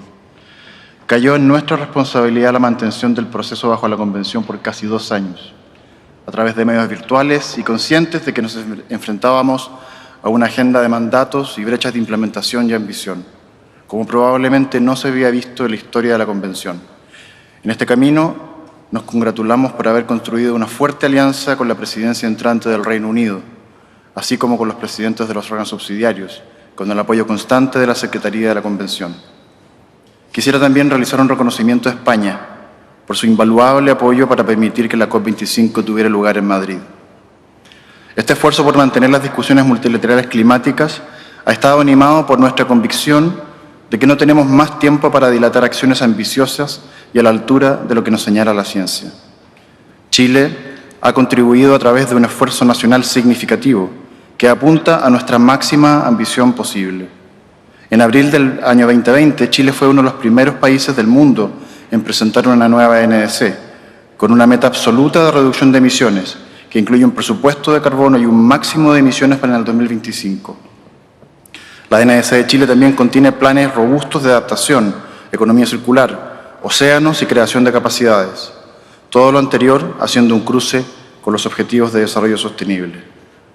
Esta NDC está construida sobre oportunidades de mitigación, basada en proyecciones y estudios, que fundamenta la seriedad de nuestras propuestas. Ello incluye planes de cierre total de las centrales a carbono al 2040 y descarbonización de nuestro sistema de transporte, desarrollo de nuevas fuentes de energías limpias. Y en ese mismo contexto buscamos convertirnos en un líder global del hidrógeno verde. Chile está también comprometido con alcanzar la carbono neutralidad al 2050, por lo que mira al 2030 como una meta de medio plazo hacia mediados de siglo, coherencia que imprimiremos también en nuestras futuras NDCs. En esta COP, a través de la presentación de nuestra estrategia climática de largo plazo, que provee nuevas metas divididas por sectores de nuestra economía, buscamos darle mayor robustez a nuestros compromisos. Señora Presidenta, Chile mantiene un compromiso inequívoco con la ambición y hemos tratado de mostrarlo no a través de palabras y discursos, sino a través de medidas concretas y verificables. Al mismo tiempo, hemos buscado crear nuevos espacios de interacción en el marco de la Convención. En particular, durante nuestra presidencia de la COP, se inició un trabajo mandatado en materia de océanos, donde por primera vez en la historia de la Convención podemos avanzar en la conservación del océano, que es el sumidero de carbono más grande del mundo. En esta COP, Chile, en asociación con muchos otros países, lideró el lanzamiento de la tercera declaración Because the Ocean, en donde hacemos un llamado a continuar con el trabajo iniciado en Madrid. Señora Presidenta, el cambio climático es un problema que debemos resolver hoy, pero con una mirada honesta también hacia las futuras generaciones. Las decisiones que tomamos hoy no nos comprometen solo a nosotros, sino que son los acuerdos que serán la base o el límite que los jóvenes tendrán que asumir para continuar con el esfuerzo de combatir el cambio climático en el resto del siglo. Chile, con el apoyo de la Unión Europea, organizó un curso de capacitación para jóvenes negociadores de la región de América Latina y del Caribe, al cabo del cual 2 jóvenes negociadores chilenos, con criterio de género, fueron seleccionados e incluidos en la delegación nacional, con responsabilidades específicas en las negociaciones. La justicia intergeneracional debe expresarse en acciones como esta y transformar este principio en iniciativas concretas que debieran ser vistas como la construcción de un estándar mínimo para los países que suscriben esta visión. Señora Presidenta, en el éxito de esta COP nos jugamos mucho de la credibilidad del multilateralismo climático. Es claro que en estos días finales de la conferencia debemos abordar la compleja agenda de mandatos en finanzas, adaptación, ambición, pérdidas y daños, mercados y no mercados, entre muchos otros. En este contexto, Chile ha contribuido con el ejemplo desde nuestra realidad de país en desarrollo, lejano de los mercados internacionales, pero con una fuerte integración internacional y dependiente del comercio exterior. Hemos mostrado cómo se puede avanzar a gran velocidad en la introducción de energías limpias, usando nuestra creatividad y determinación para avanzar hacia una sociedad baja en emisiones y resiliente al clima. Muchas gracias. Thank you for your statement. I now give the floor to China for a right of reply. "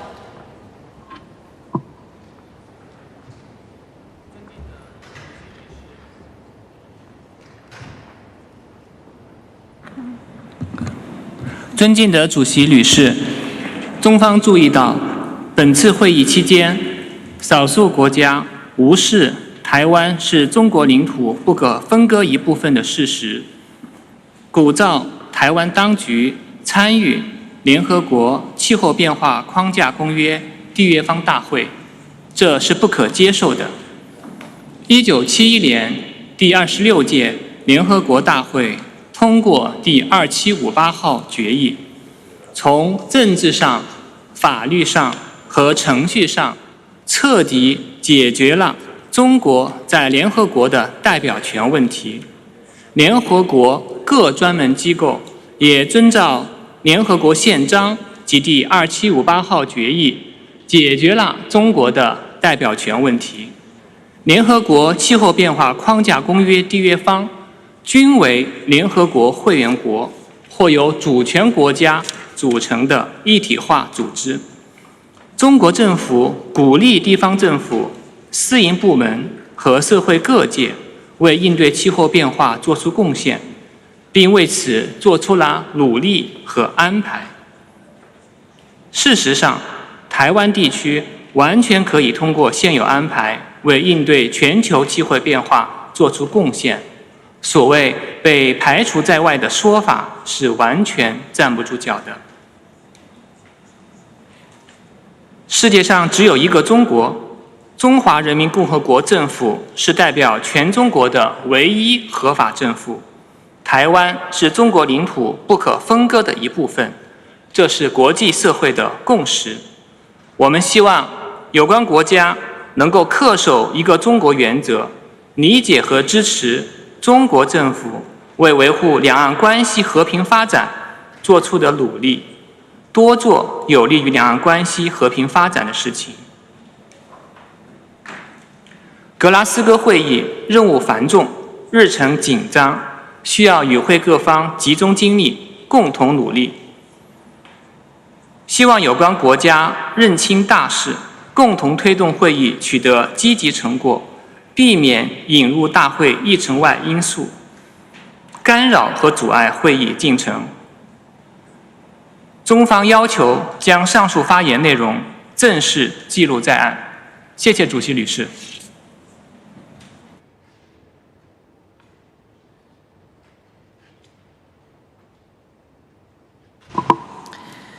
I now give the floor to Armenia for a right of reply.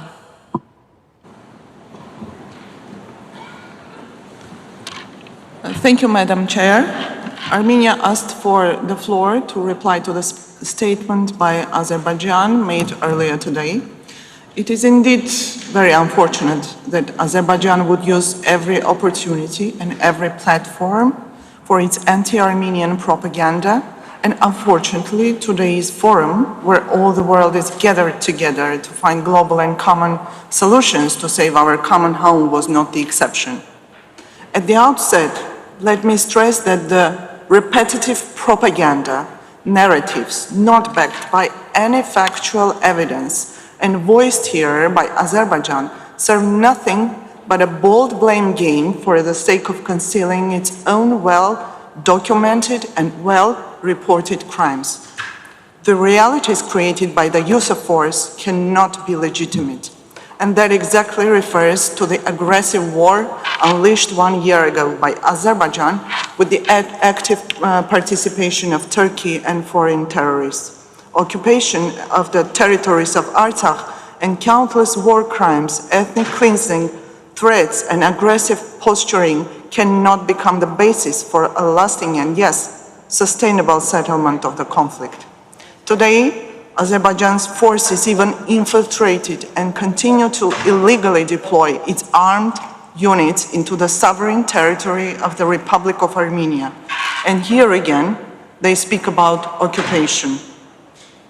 When voicing groundless accusations, Azerbaijan very conveniently forgets that exactly 1 year ago, during its aggressive war against Artsakh, Azerbaijan used internationally banned weapons, including chemical ones, aimed at targeting not only civilians, but also beautiful forests of the large area, causing massive forest fires and creating environmental disasters in place. First, they bombed and destroyed the unique national parks and areas with its unique flora and fauna, included in the region's red list of plant and animal species. Then they invite international agencies and donors to invest in the cause of preservation of the same areas and species of what is left from it. We call on the international community to step up its efforts to prevent such irresponsible, inhumane behavior. The environmental challenges do not recognize, indeed, borders and conflict lines, and we should bring all states of the world into comprehensive cooperation. Thank you, Madam Chair. On behalf of the conference, I would like to thank you all for your statements. Distinguished delegates, we have now concluded the delivery of national statements.